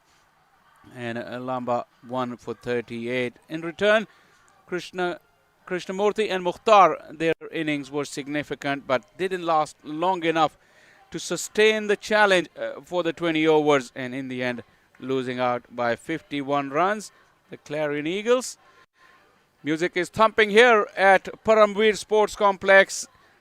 It's been a wonderful tournament with one more semi-final to go. Teams have just come together in front of us. In fact, it's Clarion Eagles who are going for their customary group photo for the year. And they will be joined by the Stallions X for their one for the season. The Atlanta Open Managing Committee, they're just organizing those group photos. Santa, she's at the forefront. Ramzi, the social media manager, she is also amongst the organizers, and the official photographer is also involved. Just in a minute we will get to chance probably to speak to both the captains before these formalities are done. Look at the beautiful blue sky, scattered clouds in the sky, an absolute picture. Another mouth-watering semi-final is coming your way. That is another cracker of a game. Atlanta Fire will be playing Kingsmen. It's a 2:40 start. The toss will be happening very shortly, and they will take on Stallions X, who's already through to the final. If you're in and around Rydell, Georgia, or close to Atlanta, you should come along and enjoy the Atlanta Open. It has been a wonderful tournament, and another game coming your way in beautiful condition, gorgeous weather, and plenty of entertainment and hospitality. And not to forget, the entry is absolutely free to get into Paramveer Sports Complex. So do join us, and it's just about time for me to join Lenia Chabar, who is with Akarshit Gomel. Thank you, Shah Faisal. I'm with Gomel, the losing captain of the Clarion Eagles. Gomel, your campaign comes to an end in the semi-final. Yeah, I mean, tough loss. Semi-final is always the biggest game of the tournament, and yeah, not a good feeling at all. All right, what may have gone wrong? 188, 189 posts. You know it was always going to be tough. I think we gave like at least 20 runs extra, that whatever we had in our mind, and then at the back end of the batting end, I mean, we just fell short, just kept on losing wickets, and there was no such partnership to carry us home. I know it's almost the end of the year. What's in store next for the Clarion Eagles? I believe our guys are going to play for US national team, and then a couple of them are going to play various leagues in different parts of the world, and guys will be preparing for that. And for Clarion Eagles, I believe that the next tournament cycle, whenever it will start in 2026, that will be our campaign. All right, so thank you very much. Thank you. Love to see you at the Atlanta Open once again, Clarion Eagles. We'll see you next year. I'm with the winning captain from Stallion X, Shayan Jahangir. And Shayan, you're into the final again. When I spoke to you on the opening game, we were very optimistic that Stallion X is going to do well in this tournament. You're into the final. Bismillahirrahmanirrahim. Alhamdulillah for it. I think the boys have shown character time and time again, and to reach to the finals of Atlanta Open 2025, it's a big opportunity again to stamp the Kingsman authority and take our franchise to further heights. Let's talk about the conditions. We talked about the conditions being a lot better for batting than we saw 2 days ago. You being a batter yourself, how did you find the conditions today? It's a little bit tricky. The ball grips, the ball rises a little bit sometimes, so to pace as well. So the application of a batter is important. And today, how we went about our innings with wickets intact, that's what our plan was throughout the tournament as well. But it came off today, and we ended up getting a big score. All right, final question. Usman Khan, how good he's been today? Very good. I mean, he's got a lot of experience. He's played on a lot of pitches, the same as the wickets that we were using here, and he's putting it in the front and, you know, producing results for the team when it matters. All right, so Shayan, all the best in the final. So that's Cheyenne Jahangir. Will go upstairs back to Shaw Faisal.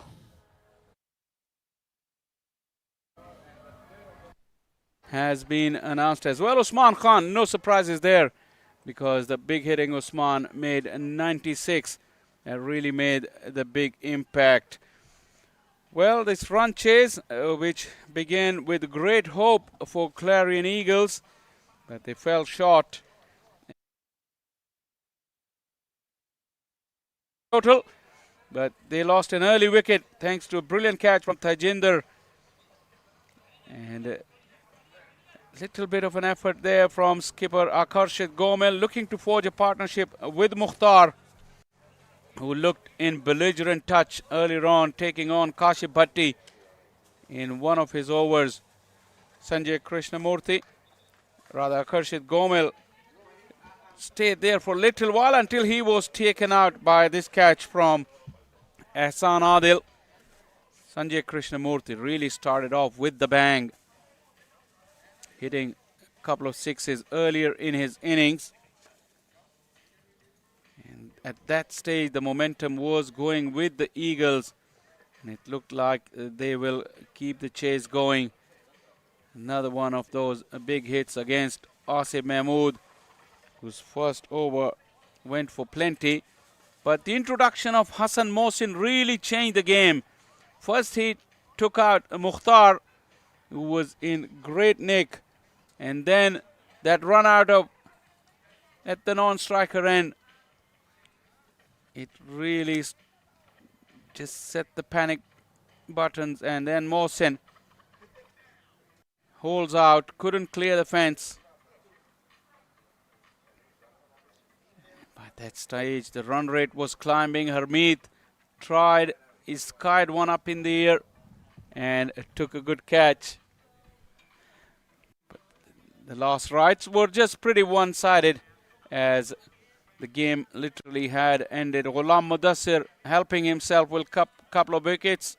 Usman Khalid as well chipping in and taking the wicket of Matt Cross. That sealed the deal. Usman Khan, the man of the match. The margin of victory, Stallion X winning by 51 runs. Gorgeous conditions here at Paramveer, and we are not too far away from the second semi-final that will come your way pretty shortly, and it's another mouth-watering contest. Atlanta Fire, the home team, will be taking on Kingsmen, and there is a little bit of time left in that, so we'll be able to take a short break, catch our breath, and come back with live action for semi-final 2 of Atlanta Open 2025. Stay tuned.